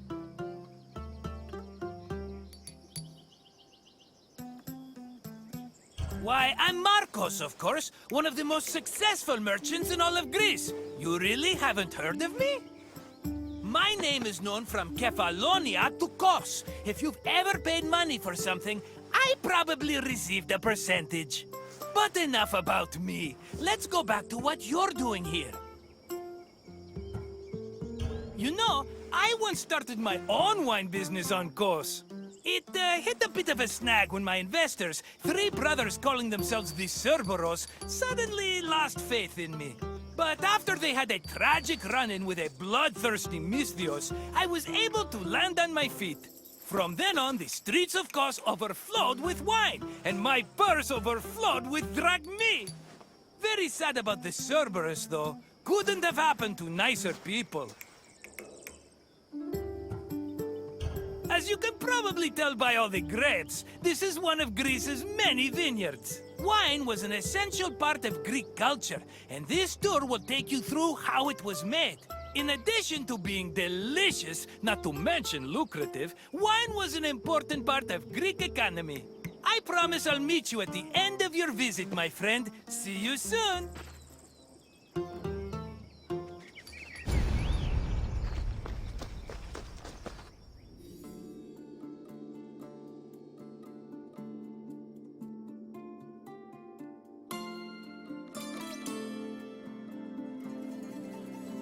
Winemaking dates back to the 4th or 3rd millennium BCE. It became widespread in Greece during the Bronze Age, and within centuries the Greeks had refined it further. The first step in the process was always harvesting, where grapes grown on rows of vines were collected by vineyard workers. According to Homer, harvesting was often accompanied by music to give it a more festive atmosphere. Ancient Greek wine mainly came in 3 different varieties: Osteros, Glucathion, and Akropolis. It could be flavored with spices, herbs, resin, and even perfume. It was also much stronger than modern wine, with an alcohol percentage of approximately 16%. Because of this, the drink was mixed with water to make it more palatable.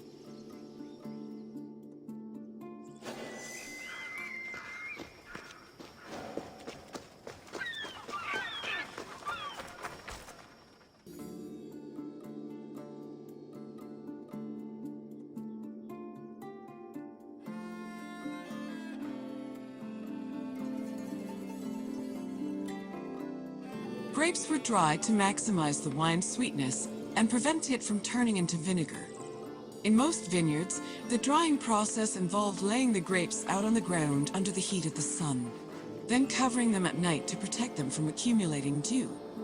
According to Hesiod's poem, Works and Days, the ideal time to dry grapes was 10 days and 10 nights. When they were finally completely dried, the grapes were collected in jars, just as they are today.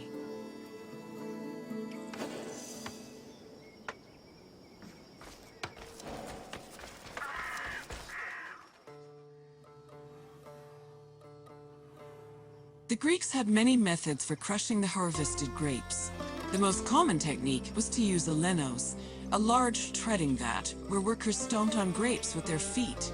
Alternatively, the Greeks sometimes crushed the grapes by hand using a strainer, mash them with a mortar and pestle, or squeeze them using a tool called a sack press.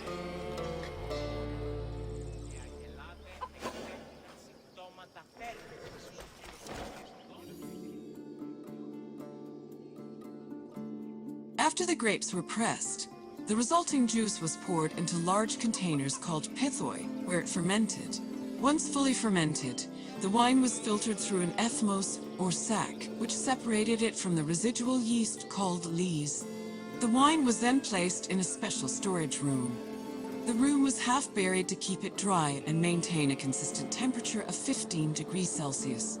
These measures ensured the wine wouldn't lose any of its quality before being shipped to market.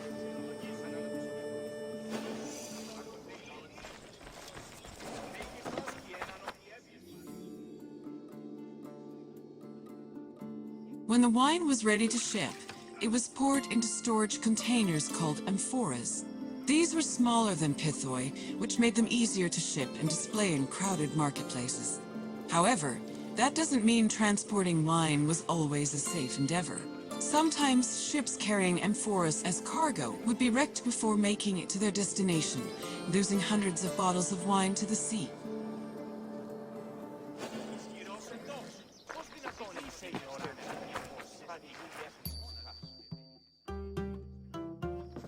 My friend, are you drunk with knowledge? I hope you enjoyed yourself learning about all the picking, stomping, and bottling that goes into making Greece's favorite beverage. Maybe if my customers understood how hard winemaking was, they'd agree more with my perfectly reasonable prices. But let's talk about something else, yes? What else can I do for you? You want your intelligence tested? Well, let me tell you, my friend, no one is more qualified for that task than me. Let's get started. What container was used to ship wine to the market?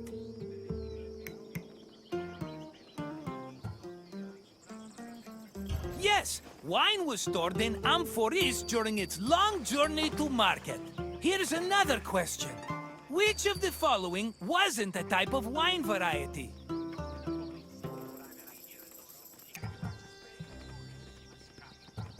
Island famous for its vineyards, not a specific type of wine. Just one more question to go, my friend. Which part of the winemaking process created the grape juice necessary for wine? That's the one! The harvested grapes were pressed in a linos, often by the feet of vineyard workers. Just try not to think about that last part whenever you have a cup of wine. You know your wine. You're as good with facts as I am with money, and that's really saying something. If you say so, my friend, I hope we see each other again soon.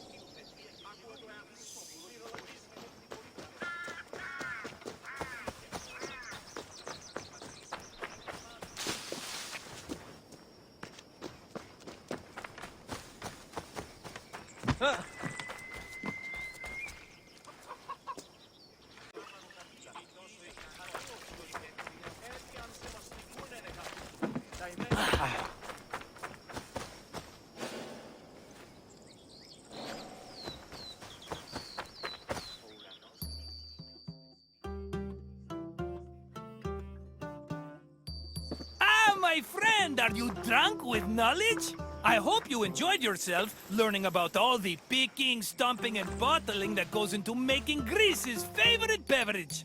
Maybe if my customers understood how hard winemaking was, they'd agree more with my perfectly reasonable prices. But let's talk about something else, yes? What else can I do for you?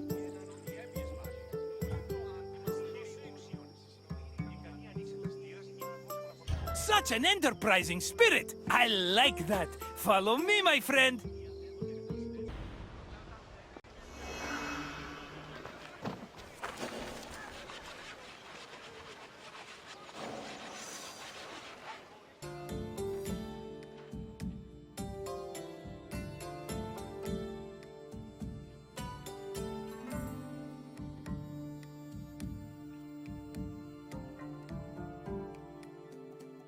Welcome to Corinth, Wanderer.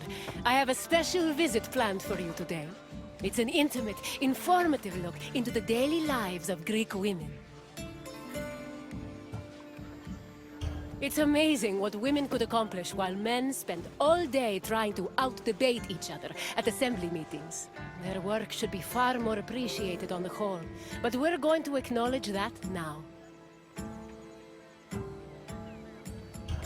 Corinth was one of the largest cities in ancient Greece. It had an estimated population of 90,000 in my times, and much of that population was made up of women. This tour will shine a light on those women and look at how they lived on a day-to-day basis. Look for me when you're done with your visit, and we can discuss things further.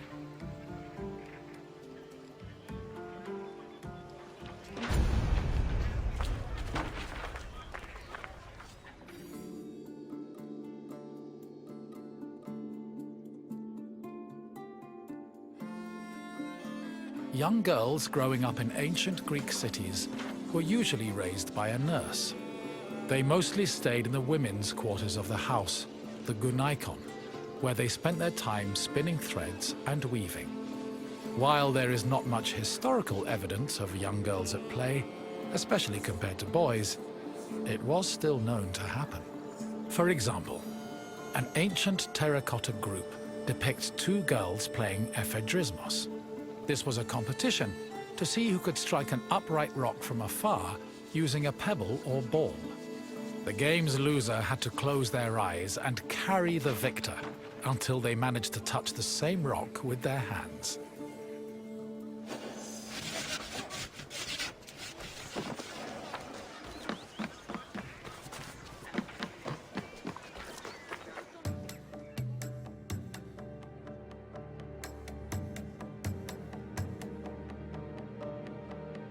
For a young Greek woman, marriage was the culmination of their induction into society. The average life expectancy for women was about 40 years, so most marriages took place when the bride was 14 or 15 years old. The marriage did not require her consent either. Instead, she was passed on from the protection of her father to that of her husband. Married women were not technically citizens at the time and lacked the rights that came with official citizenship. However, they did receive a dowry that only they were allowed to spend. But in the event of a failed marriage, the dowry was returned to being a maiden to a bride. She remained a bride until the birth of her first child, wherein she officially became a woman.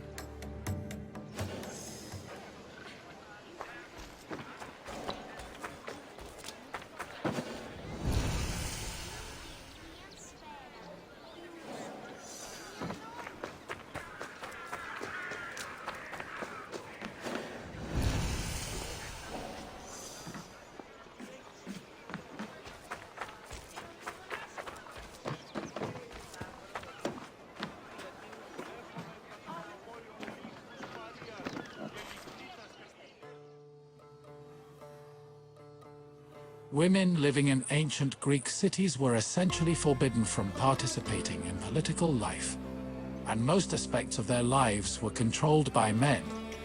Their most important responsibilities were running the household and giving birth to children, preferably boys. Most of the time, women's excursions outside of the house were limited to visiting other female neighbors, as per custom. The few exceptions to this strict rule were weddings, funerals, and religious festivals involving women in prominent public roles.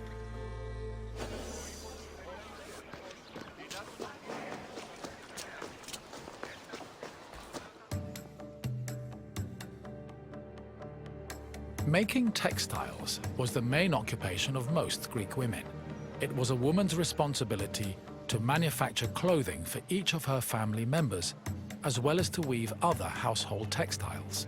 Women with exceptional weaving skills were believed to make excellent wives, and weaving in general was seen as a very attractive quality. For example, Homer describes Odysseus's devoted wife Penelope as spending most of her days weaving at the loom. Similarly, many Greek vases depicting women weaving were combined with images of a woman holding a veil, which was seen as the symbol of a bride.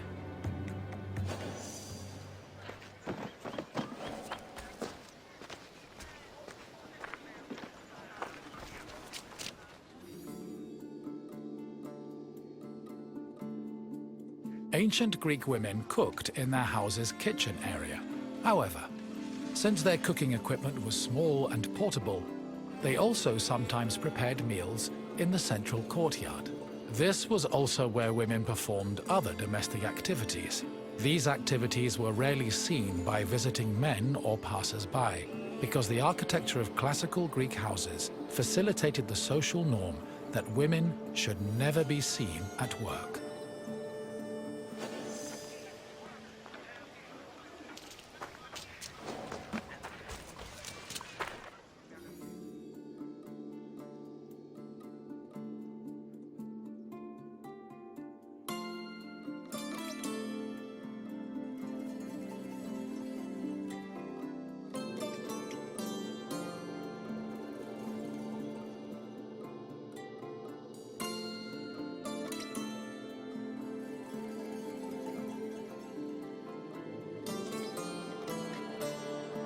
The historian Strabo relays that the Temple of Aphrodite was one of Corinth's most famous landmarks. This was largely due to the temple's female patrons. These hetairai, as they were called, were donated to the goddess by both men and women. According to Strabo, the Temple of Aphrodite contributed greatly to Corinth's wealth. The hetairai were the temple's main attraction, and many visitors came to Corinth in search of their company, for which they spent frequently and frivolously.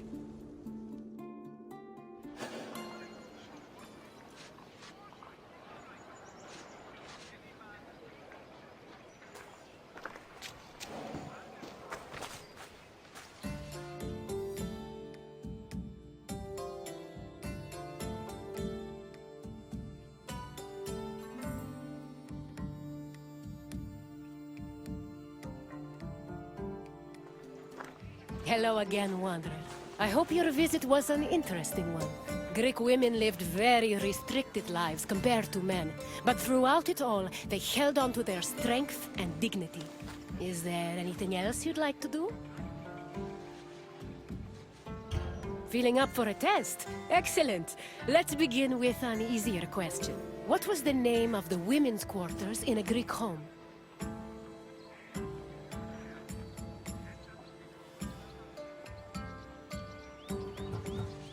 Correct. The gynekon was where young girls spent their days weaving and spinning threads. On to the next question. The Corinthian temple said to employ the Hetera was dedicated to which god? Correct. Aphrodite was the goddess of love and passion, so it's only fitting her temple served such an amorous purpose. We're almost done. Just one more question. What was the name of Odysseus' wife?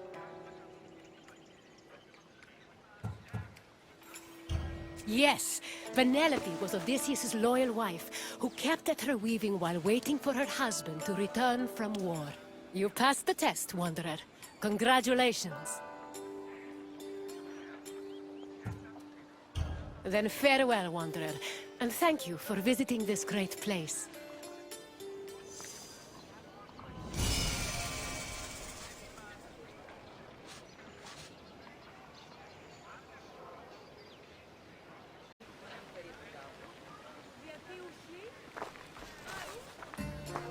Hello again, Wanderer.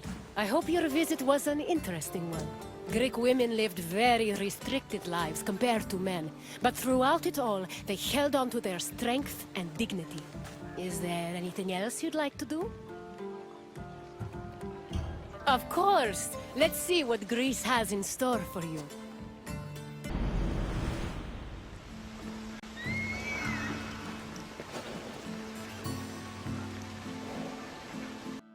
Welcome to Argos, traveler. I have always admired the dedication of Greek metalworkers.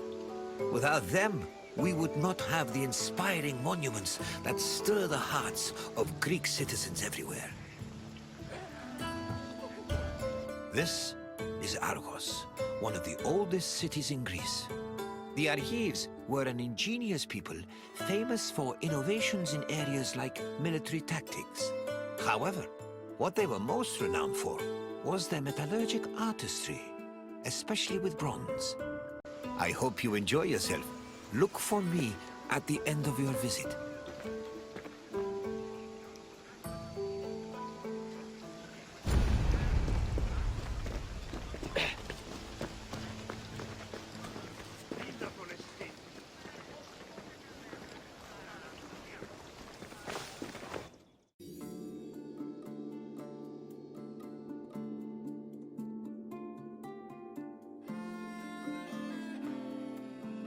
The area that would become Argos was inhabited as early as the 3rd millennium BCE, but it was in the 7th century BCE that it officially became a city-state. One of Argos's major pillars was its metallurgical industry. As far back as the 8th century BCE, the city was famed for making products like long dress pins and tripod cauldrons, as well as impeccable body armor. In addition to their technical excellence, the Argives were also creative, as seen in their masterful bronze sculpting, which became prominent in the city during the 6th and 5th century BCE.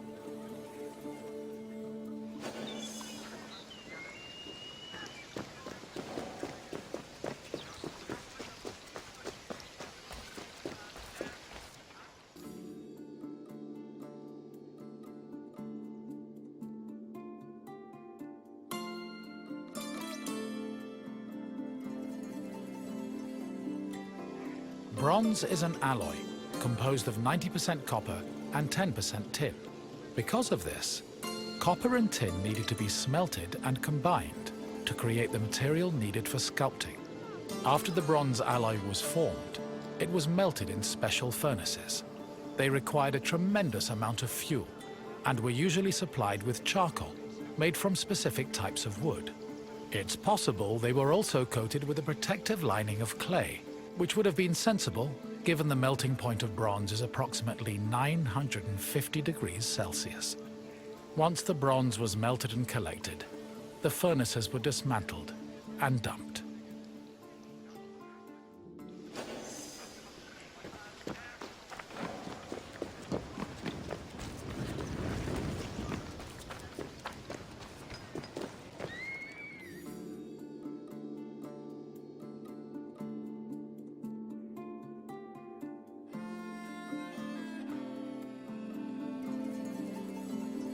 In the 8th century BCE, most small-scale statues were molded using a complicated and lengthy method called solid lost wax casting. From the 7th century BCE onwards, metalworkers adopted the more efficient hollow lost wax casting.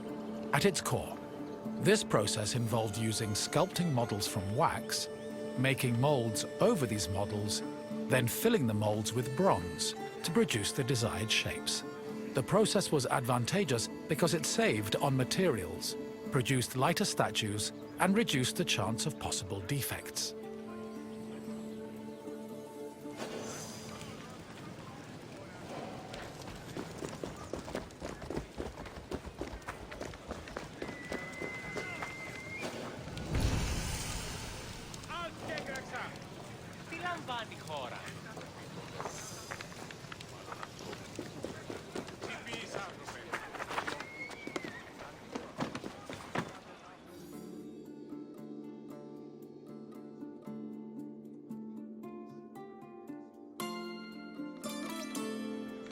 Once all the pieces of the sculpture were molded, they were welded together and subjected to the cold working process. This process involved repairing the sculpture's flaws by filling any holes and cracks with specifically measured bronze patches. Afterwards, the sculpture was scraped, chiseled, and polished until it was deemed satisfactory. Decorative details like hair, eyebrows, and mustaches were added with the use of a sharp tool. Eyes, which could be inset with ivory, glass, or silver, were attached to their sockets using a resinous kind of glue. Teeth and fingernails were inlaid with silver, and lips and nipples with copper. These small touches added color and contributed to the sculpture's lifelike appearance.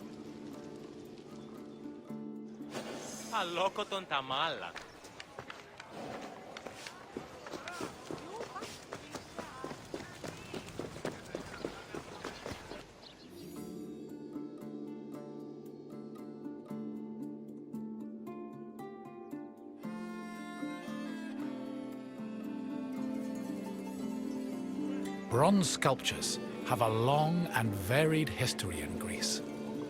During the geometric period of 900 to 700 BCE, the sculptures mainly depicted idealized heroes, charioteers, and horses, and most of them were dedicated to sanctuaries. The Orientalizing period followed in the 7th century BCE. During this time, Greeks began adopting sculpting techniques from the East, and the depicted statues expanded to include mythological creatures like griffins and sphinxes. The Archaic period saw statues that reflected a better understanding of human anatomy, which eventually culminated in the realistic and powerful human sculptures of the Hellenistic period.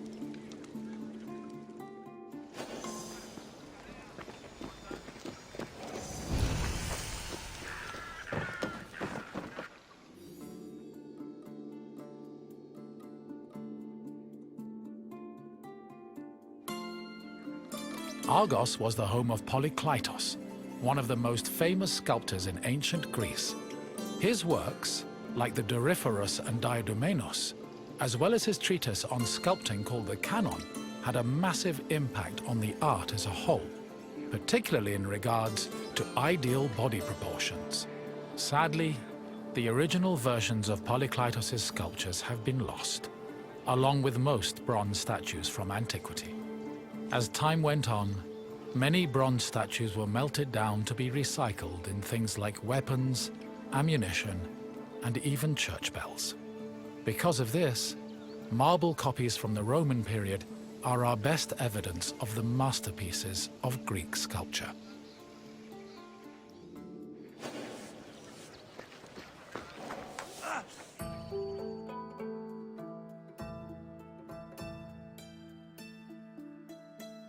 I see you have completed your tour.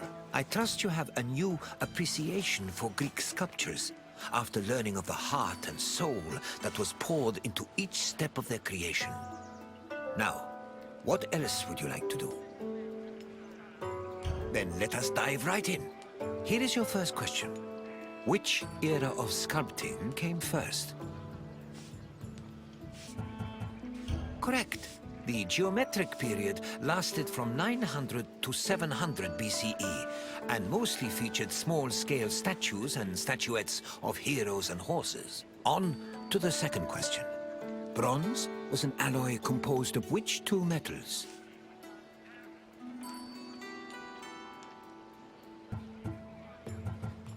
Yes.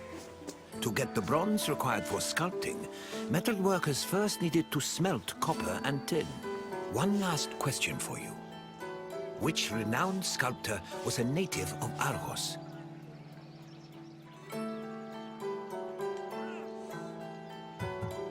Yes, Polykleitos was based in Argos and had an enormous impact on the art of sculpting.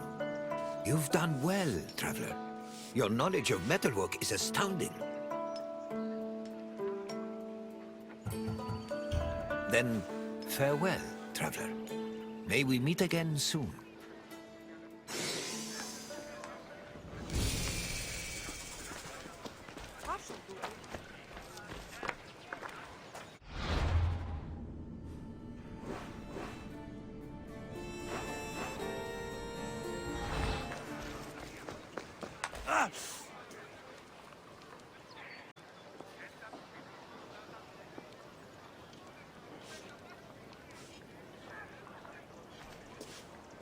I see you have completed your tour.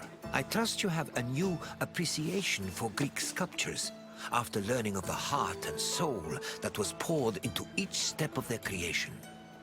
Now, what else would you like to do? And so, your quest for knowledge continues. Follow me.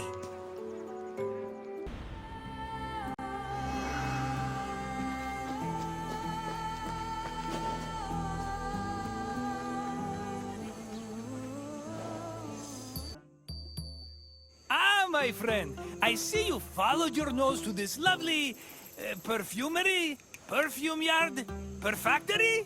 Yes, let's go with perfactory. A word of advice from a former perfume peddler. Never start your sales pitch with, "You smell like you could use some perfume." It has a surprisingly low success rate. This sensuous little island is where perfume was produced. Your nostrils are in for a treat, unless you're allergic, in which case I could sell you a wonderful remedy for a very reasonable price. No? Okay then. I'll check in on you at the end of your visit. See you soon, my friend.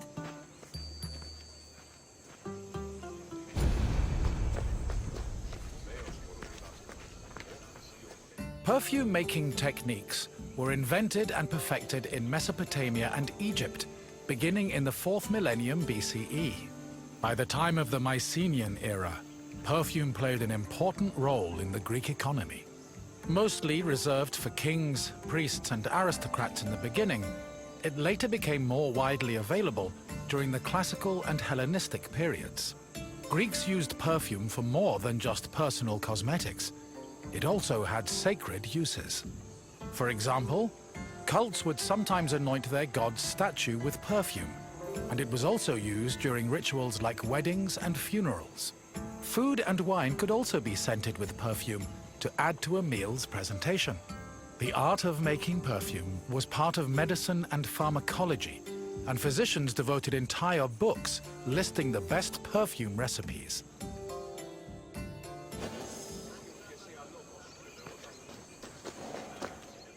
Perfume is made up of two main components: a greasy substance, called an excipient, like vegetable oil or animal fat, and an odorous substance, such as flowers and plants. For ancient Greeks, the most common excipient was olive oil. According to Theophrastus, however, the most valuable oils were those extracted from nuts in the Syrian and Egyptian deserts. The odorous ingredient could be taken from a variety of sources. These include flowers like roses or lilies, herbs like oregano, spices like saffron, resins like amber, and leaves from plants. Some fragrances were also imported from outside of Greece, like Indian cinnamon and Syrian frankincense. These exotic scents were considered exceptionally precious.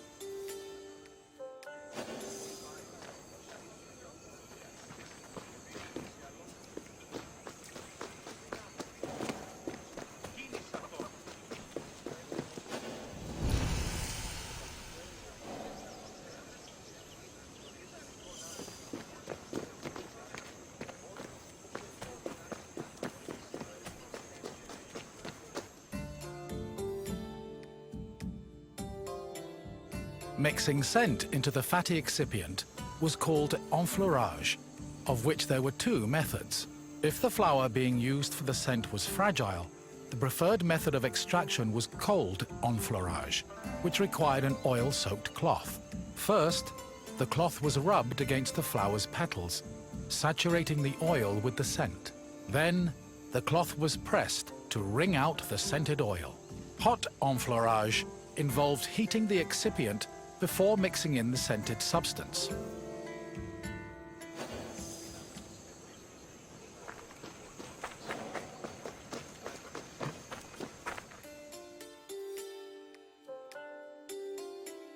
The hot enfleurage process consisted of heating and distillation.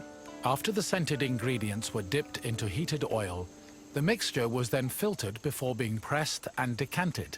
Once the mixture was complete, spices, coloring agents and fixatives were added, along with preservatives to prevent the perfume from spoiling.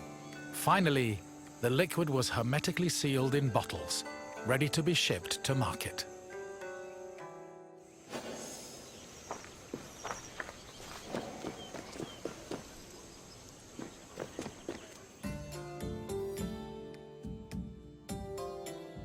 Perfume was usually bottled in ceramic or glass flasks, but more luxurious fragrances were contained in ornamented and painted flasks.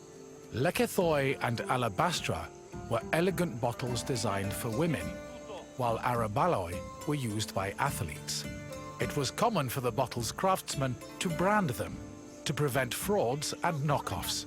Perfume shops were usually located in city centers, befitting of their importance. In addition to selling perfume, they were also sometimes used as meeting places. For example, the perfume shops near Athens' Agora were frequented every morning by the city's youth.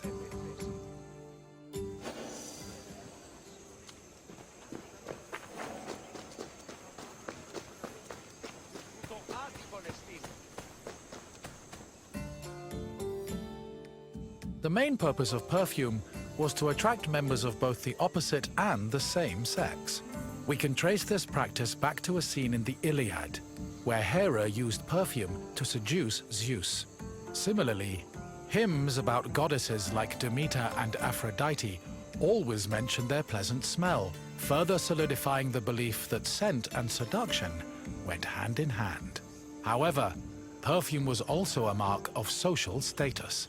Athletes covered themselves in perfumed oils during their training and at symposia, and citizens were judged based on how anointed, shiny, and perfumed their bodies were.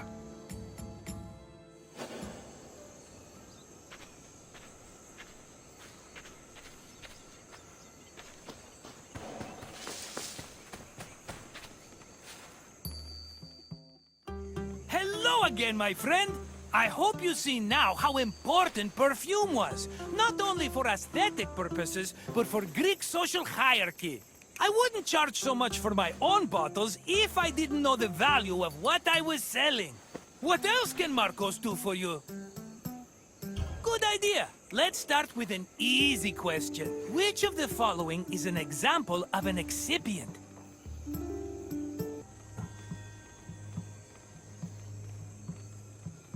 Yes, olive oil makes a great excipient, and dressing, and medicine. Honestly, we pour that stuff on everything, including ourselves. And question 2. What is enfleurage?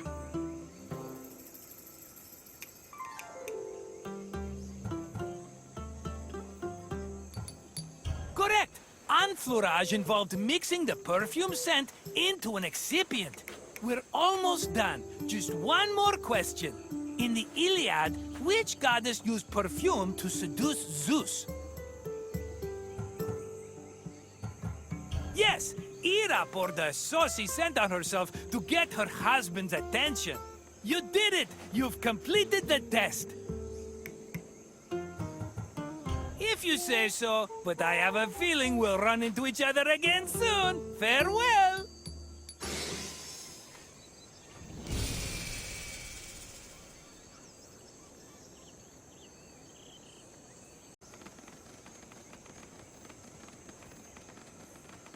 Hello again, my friend!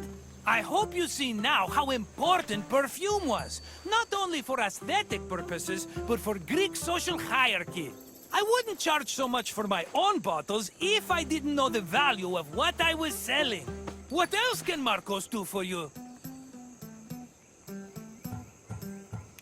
Your wish is my command. Follow me.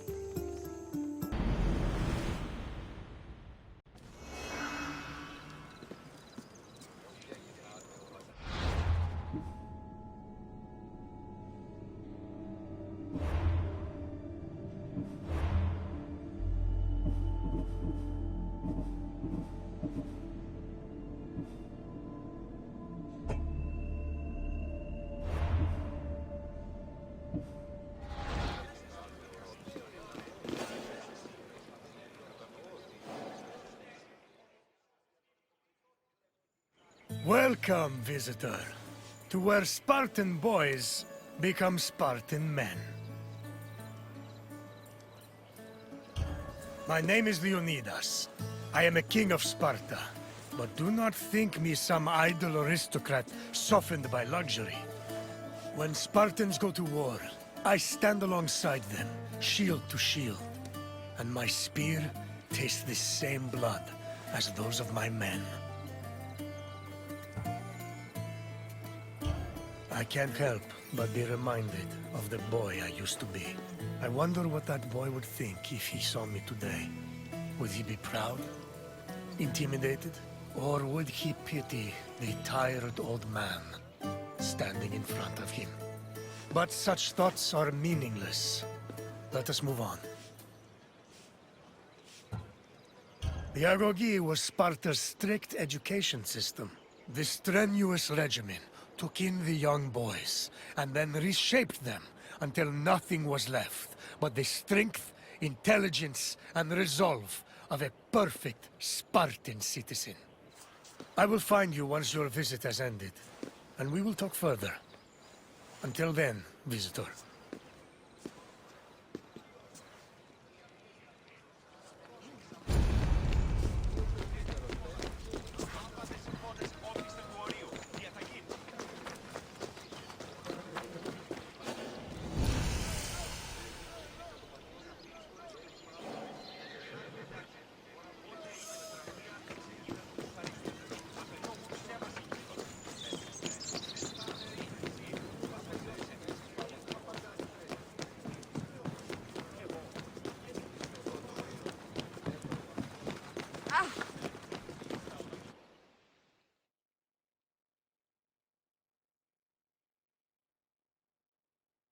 Sparta was a Greek city located in the Peloponnese. It differed from other cities of the time in that it had no walls. Sparta originated as 4 neighboring villages: Patane, Limnes, Mizoa, and Cynosura, all of which shared the same political, military, and religious life. After 2 wars with the Mycenaeans, the city's territory expanded even further.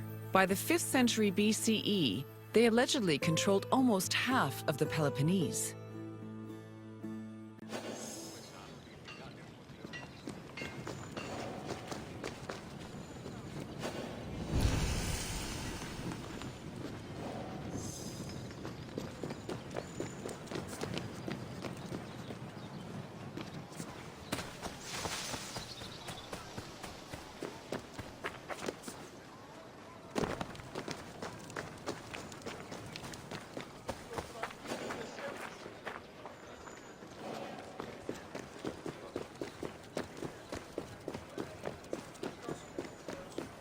άδικον εστί.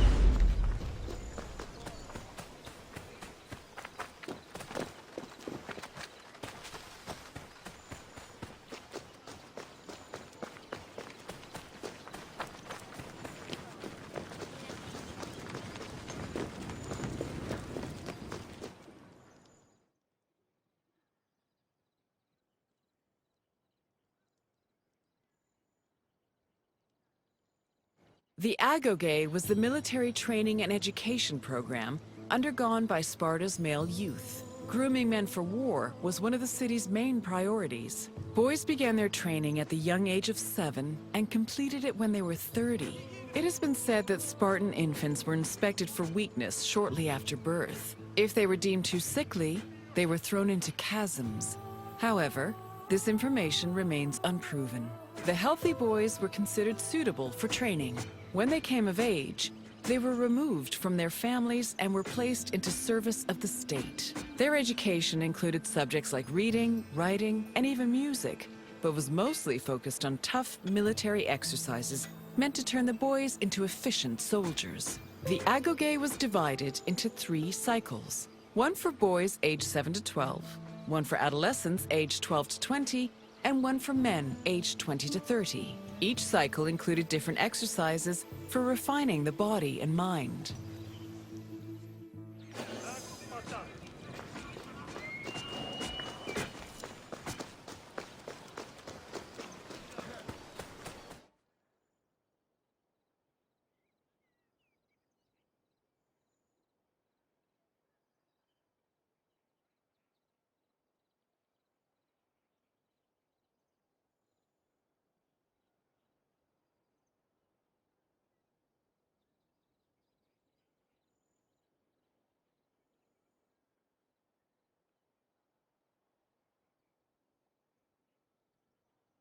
Sparta played a large role in defeating the Persians during the Greco-Persian Wars in the 5th century BCE. They held their king Leonidas's glorious death at the Battle of Thermopylai in particularly high esteem. Because Leonidas was killed in battle, Sparta believed he died a good death and showed incredible bravery, qualities to be held as a model for all Spartans. This idealized bravery was embedded in the city's collective memory and was the main quality people strove for in the Agora.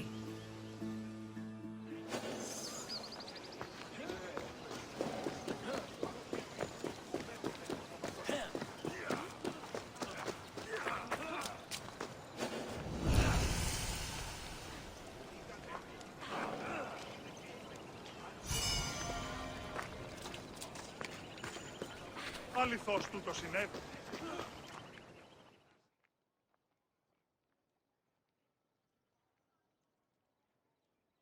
The first cycle of the Agora focused on boys aged 7 to 12. Each of the boys had shaved heads and wore light clothing.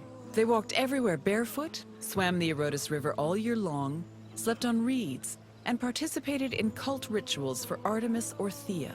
The boys were grouped into herds, or agoli, and were supervised by older adolescents. Once they reached the age of 12, they entered the second cycle of the Agora, which aimed to integrate them into the society of citizen soldiers.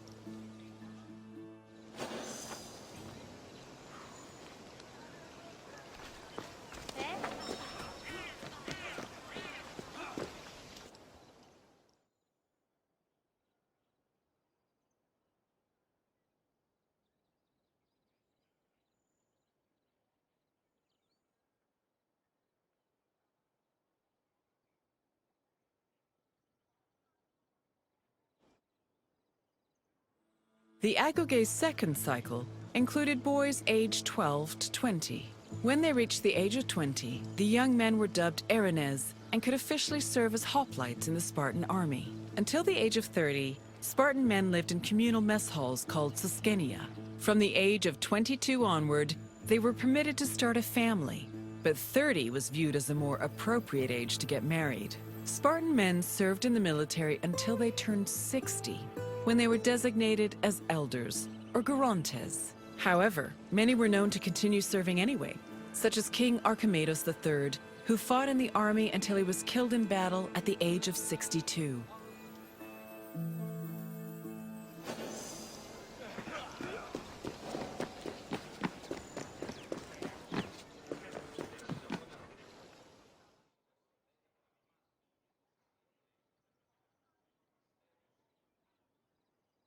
All adult male Spartans participated in communal meals called syssitia.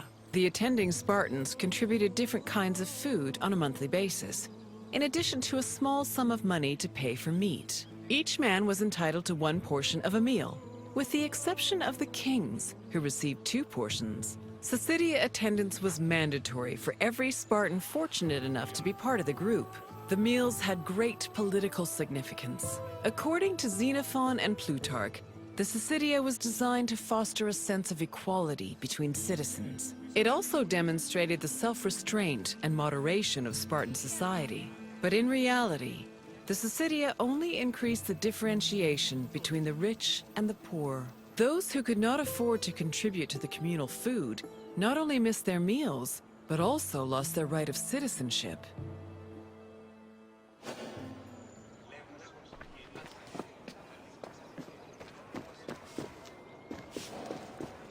Τι συνέβη μόλις?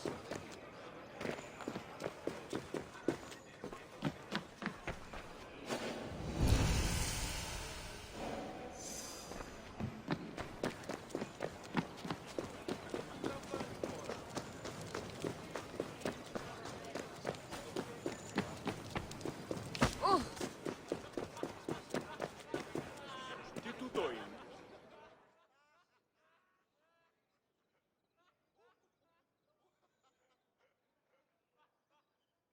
Your tour has ended. As you have seen, the Agogi was not for the weak or faint of heart, but it did its job in producing skilled warriors and shrewd citizens.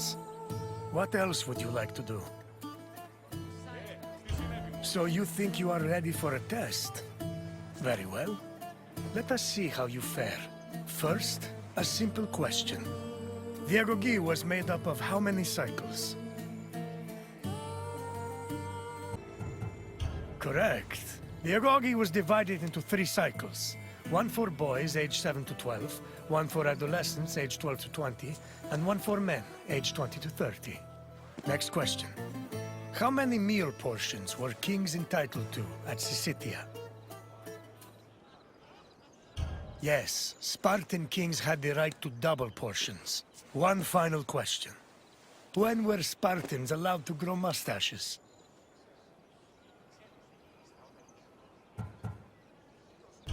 Yes. Once a Spartan man was over 30, he was allowed to adorn his face with a glorious display of manhood.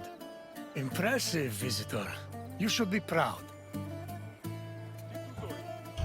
Safe travels, visitor.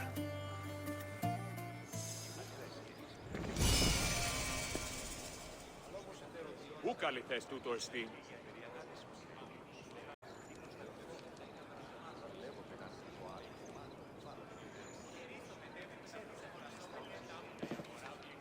Your tour has ended.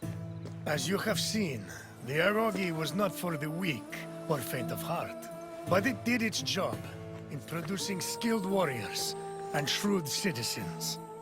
What else would you like to do? As you wish. Come this way.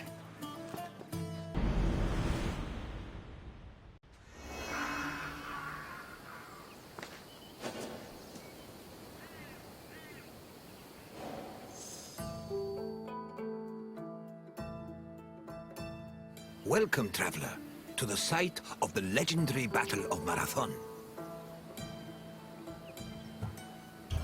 It's truly incredible that such a small place would have such tremendous significance. But then again, Even the tiniest pebble can send ripples through the water. Marathon was the location of one of the greatest battles in Greek history. It was here where Athenians made a stand against the might of an imposing Persian fleet.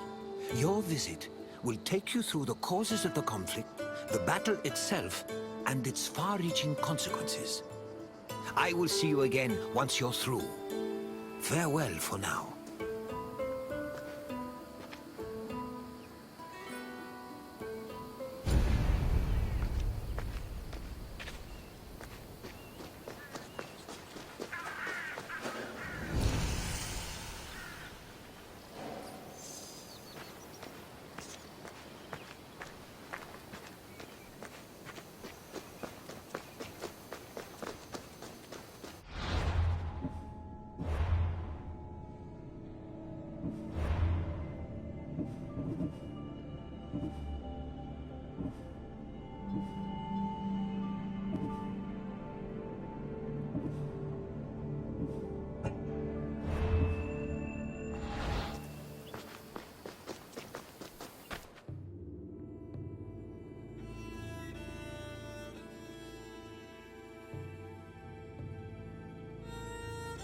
In 490 BCE, 600 Persian triremes landed on a beach 35 kilometers north of Athens.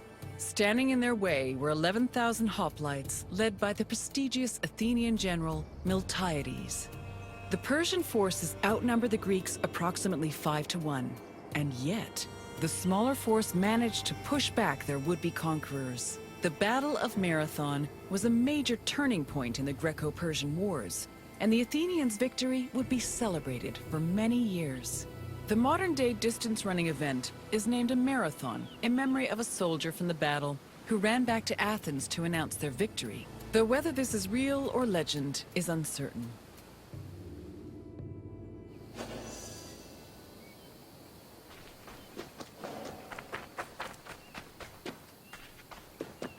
The Persians wanted to invade Greece in part due to its rich silver mines.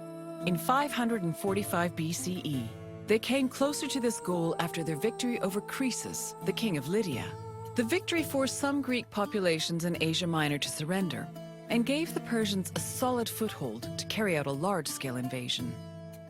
In 494 BCE, the city of Miletus revolted against its Persian rulers. They were aided by Athens and the nearby city of Eretria, and even burned down an important Persian temple. The Persian king Darius was enraged by their sacrilege, and in 491 BCE, sent messengers to the Greek cities demanding their submission. Athens and Sparta killed the Persian messengers, goading Darius to invade. The Persians began their attacks, first capturing the city of Naxos and enslaving its inhabitants, then taking the city of Eretria. Filled with confidence from their string of victories, the Persians set their sights on Athens.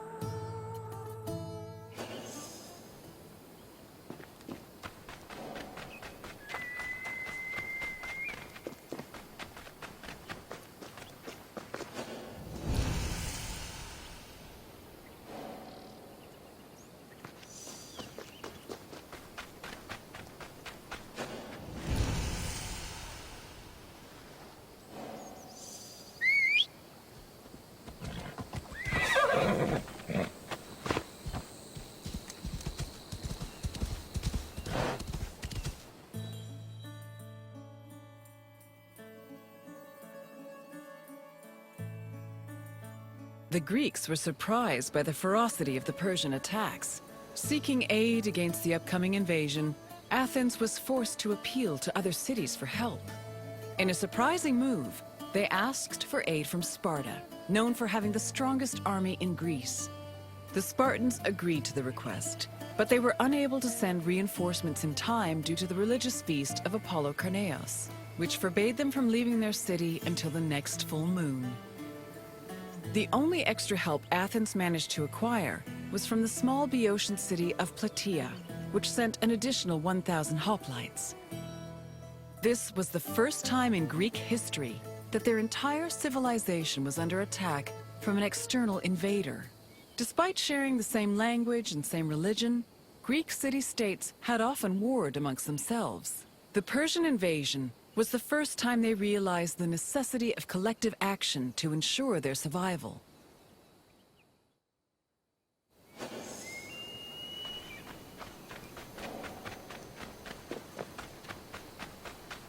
The Persian fleet originally planned to land at the port of Phaleron. However, the exiled Athenian tyrant Hippias, who sided with the Persians, advised them to land at Marathon instead, where it would be easier to deploy cavalry. The Athenians were unaware of the Persian battle plans and left Marathon undefended. This allowed the Persians to quietly set up camp on the beach, while Athens scrambled to mount a defense.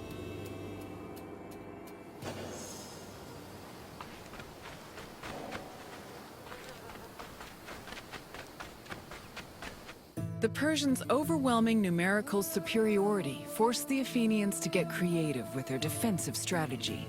The city sent 10,000 hoplites, along with the extra 1,000 Plataean reinforcements, to a hill located above the Persian encampment. Once in position, Athenians had to decide whether to wait for the Persians to attack or to strike them first. Athens' strategists believed the former option was better, but the general Miltiades believed a first strike was more advantageous, as the Persians had their backs to the sea. In the end, Miltiades' opinion prevailed, and the Greeks made their move.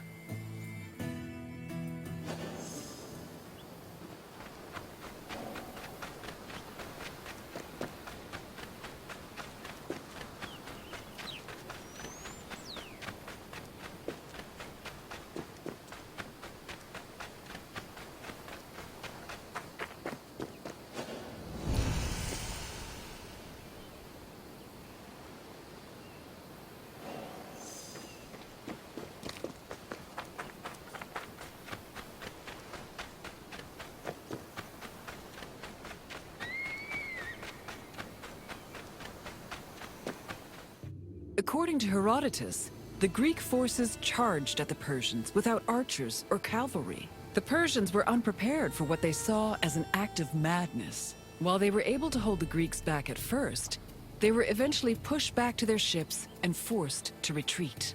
The Persians suffered heavy losses during the battle, with approximately 6,400 casualties. The Athenians, on the other hand, only lost 192 soldiers.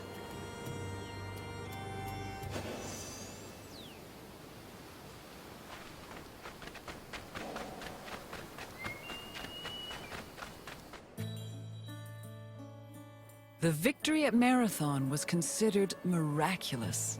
The Greeks attributed this miracle to the appearance of legendary heroes, who they allegedly saw return from the dead to fight at their side in defense of the city. For example, several Athenians swore they saw the mythical king Theseus take up arms at Marathon, a scene which would later be depicted in Athens' Agora. Similarly, some hoplites attested that Heracles appeared at Marathon, clad in his lion's skin and wielding a club. The supposed appearance of these heroes helped elevate the Battle of Marathon to a legendary status among the Greek people.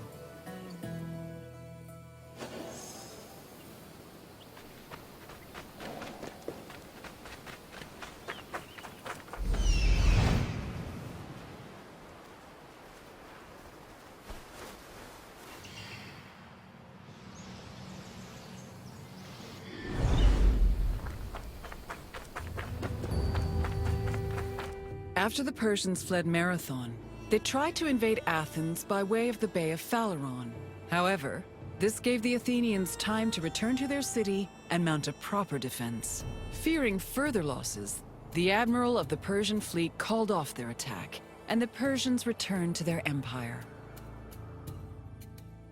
Darius was furious at the campaign's failure and decided to seek vengeance in a retaliatory expedition from both land and sea. Meanwhile, Sparta begrudgingly congratulated Athens on their victory.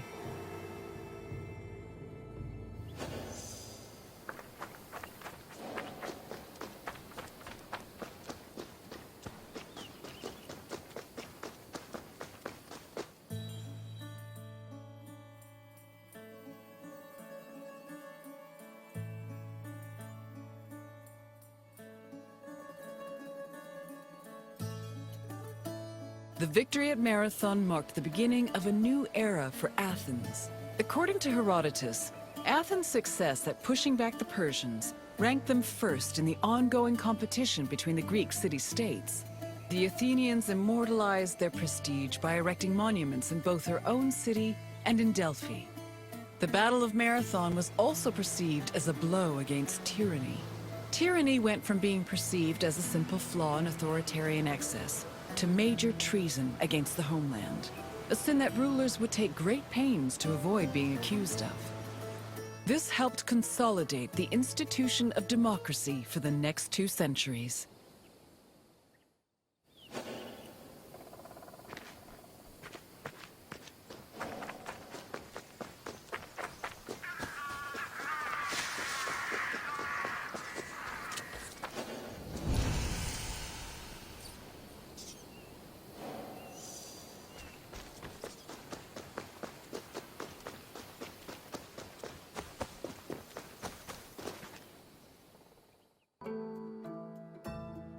I hope you enjoyed this look into the famous Battle of Marathon. It was not only a major turning point in the history of Athens, but also for all of Greece. Its repercussions would be felt for many years to come. Is there anything else you'd like to do? Of course. Let's start with a simple question. Which Athenian general led the Greek forces at Marathon?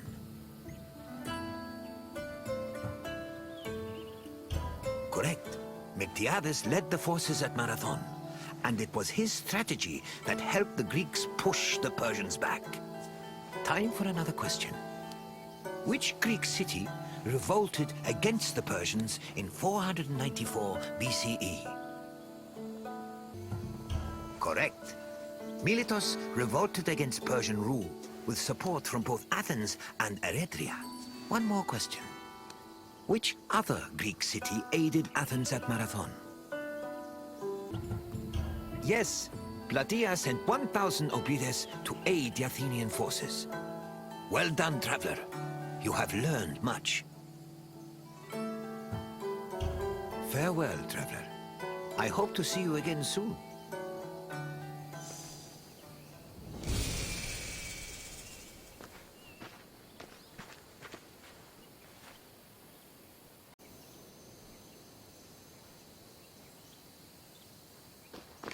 I hope you enjoyed this look into the famous Battle of Marathon. It was not only a major turning point in the history of Athens, but also for all of Greece. Its repercussions would be felt for many years to come. Is there anything else you'd like to do? Very well. Follow me closely, traveler.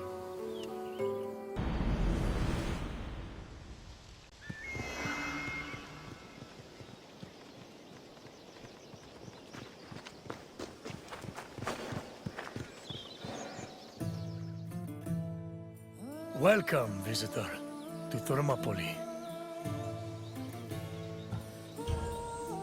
Thermopylae stirs many feelings in my heart. Rage at the Persians' arrogance. Regret that I could not do more. But mostly, I feel proud. Proud of my city, and of my men, who fought to protect the very soul of the Spartan people. For those few fateful days, they were my brothers. I miss them all. Thermopylae was where a courageous group of Spartans stood amongst other Greek soldiers and held off the forces of King Xerxes, the Persian. When you're done, find me and we'll speak more.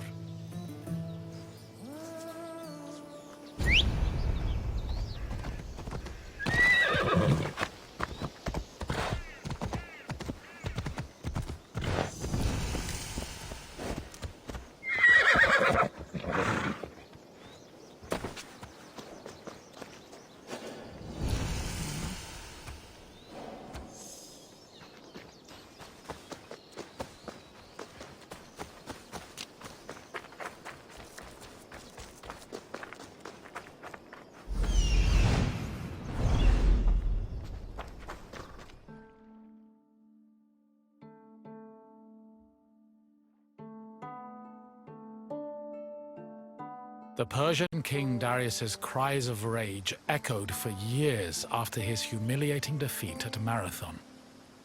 Even after Darius's death, his son Xerxes continued to seek vengeance against the Greeks. According to Aeschylus, Asia was emptied of all its men. Greek spies brought the news of Xerxes' imminent invasion back to their homeland. Afterwards, many discussions were had on the best place to mount a defense. In the end, the Greeks decided on Thermopylae. The area featured a narrow pass that could act as a bottleneck for the Persian army, negating their numerical superiority. It also offered naval advantages, offering the Greek fleets opportunities for flanking. 5,000 Peloponnesian Greeks set up at a fort near the entrance of the narrow passage, otherwise known as the Hot Gates. Leading them was Leonidas, a Spartan king who prided himself on supposedly being a direct descendant of Heracles. Leonidas was accompanied by several elite soldiers who together made up the famous 300 Spartans.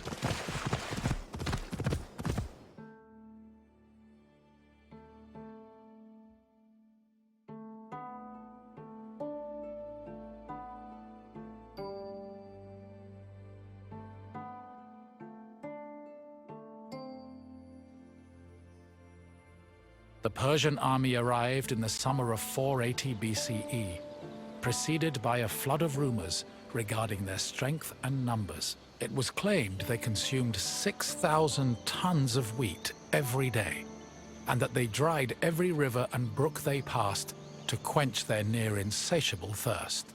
During their march to Thermopylae, the Persians faced no opposition, and in fact, increased their numbers further by recruiting more soldiers from other Greek cities and places like Thrace. According to Herodotus, the last count of the Persian fleet was numbered at 1,207 boats, mounted by approximately 240,000 men. He estimates the land army, meanwhile, was made up of more than 1 million men. The Greek forces at Thermopylae were heavily outnumbered.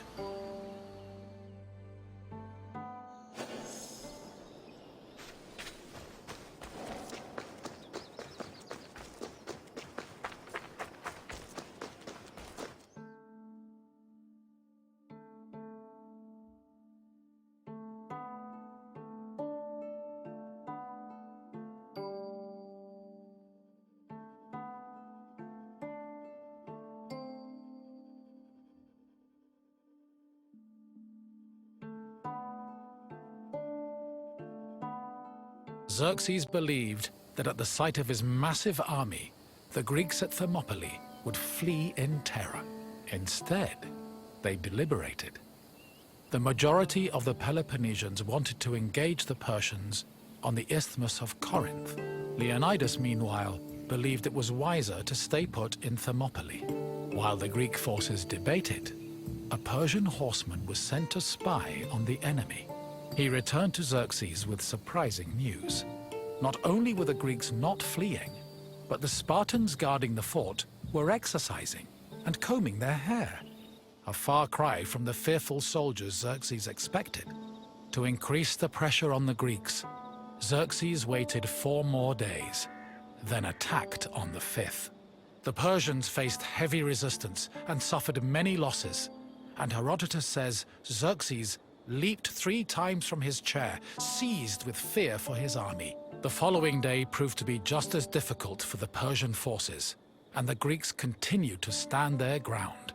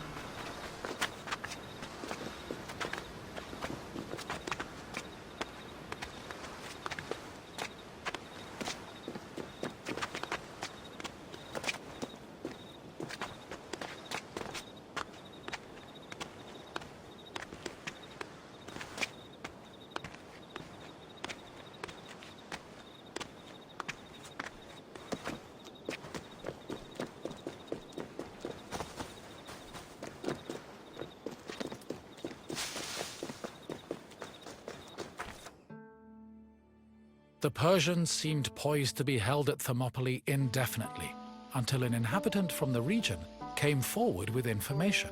He told the Persians of another route, which could take them around Thermopylae.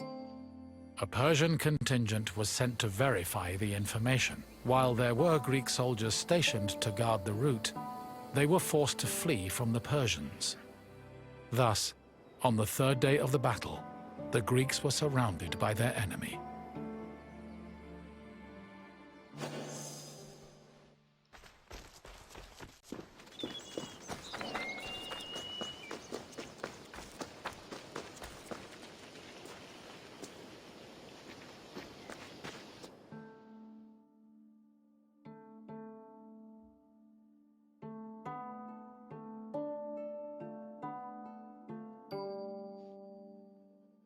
With the Persians both in front of and behind them, the Greek forces at Thermopylae realized they had 2 choices: flee to live another day, or stand and fight till their last breath. Most of the Greeks chose the former option, but some stayed, including Leonidas and his 300 Spartans. For the Spartans, dying a glorious death was one of the highest honors they could achieve.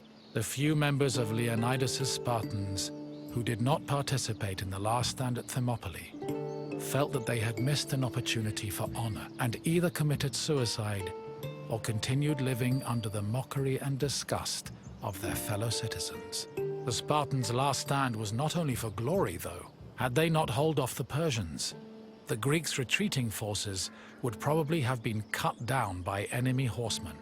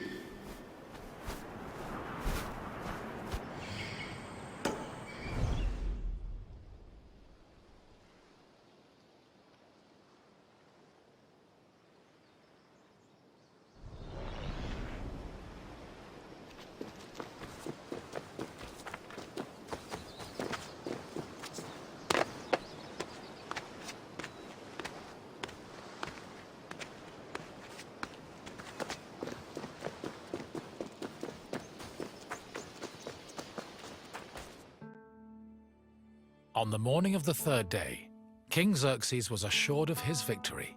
However, that victory did not come easy. King Leonidas himself fell in battle, and a furious fight broke out around his body. The Spartans fought to the last man, and when they had all been slain, Leonidas's body was brought before Xerxes. According to Herodotus, Persians usually honored the most courageous warriors, even if they were enemies. However, Xerxes was so consumed by rage at the Spartans' resistance that instead he cut off Leonidas's head and ordered it impaled on a stake. A statue of a lion was later erected on the hill of the Spartans' last stand in honor of Leonidas's bravery.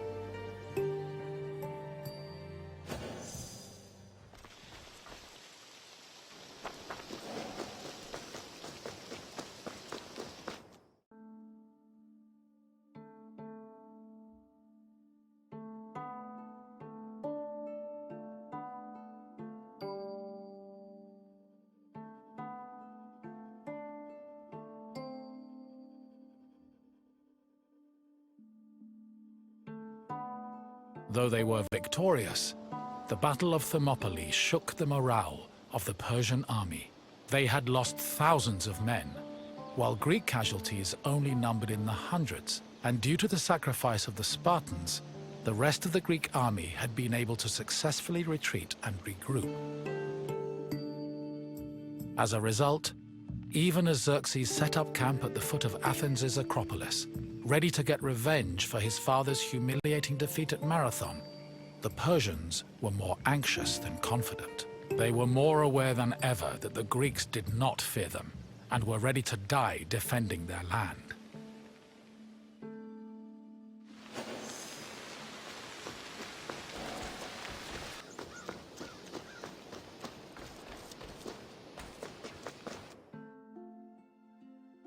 In the end, the Battle of Thermopylae was still a loss for the Greeks. However, the battle gave the Greeks a boost in morale that carried them all the way to their decisive victory over the Persians in the Battle of Plataea in 479 BCE. With the war against the Persians finally won, the Greeks were able to honor the sacrifice of Leonidas and his Spartans with memorials and poems, forever solidifying the glory of Sparta's military prowess. The newfound respect for Sparta was noteworthy, because before the war, the city was seen as no more than a bully who forced itself into the affairs of others. Thermopylae changed opinions of Sparta for the better, and gave them a legitimate claim to be one of Greece's most powerful and influential cities.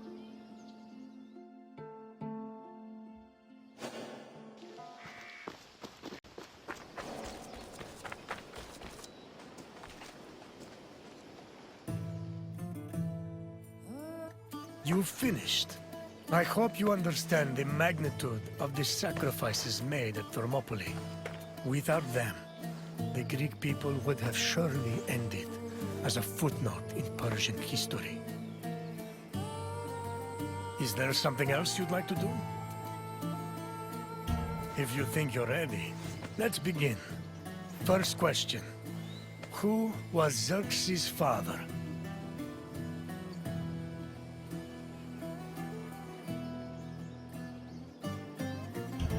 Yes. One of the main reasons Xerxes invaded Greece was to get revenge for Darius's defeat at the Battle of Marathon. Another question for you. Which battle is seen as the final victory against Xerxes' Persian forces? Correct. The Battle of Plataea helped put an end to Xerxes' invasion. One last question. How many Spartans fought at the Battle of Thermopylae?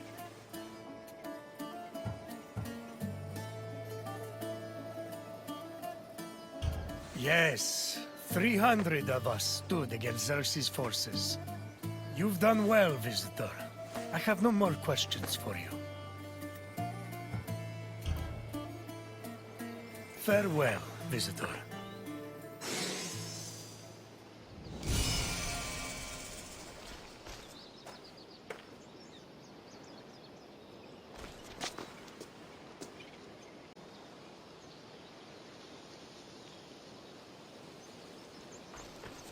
You've finished. I hope you understand the magnitude of the sacrifices made at Thermopylae. Without them, the Greek people would have surely ended as a footnote in Persian history. Is there something else you'd like to do? Then let us not waste time. Follow me.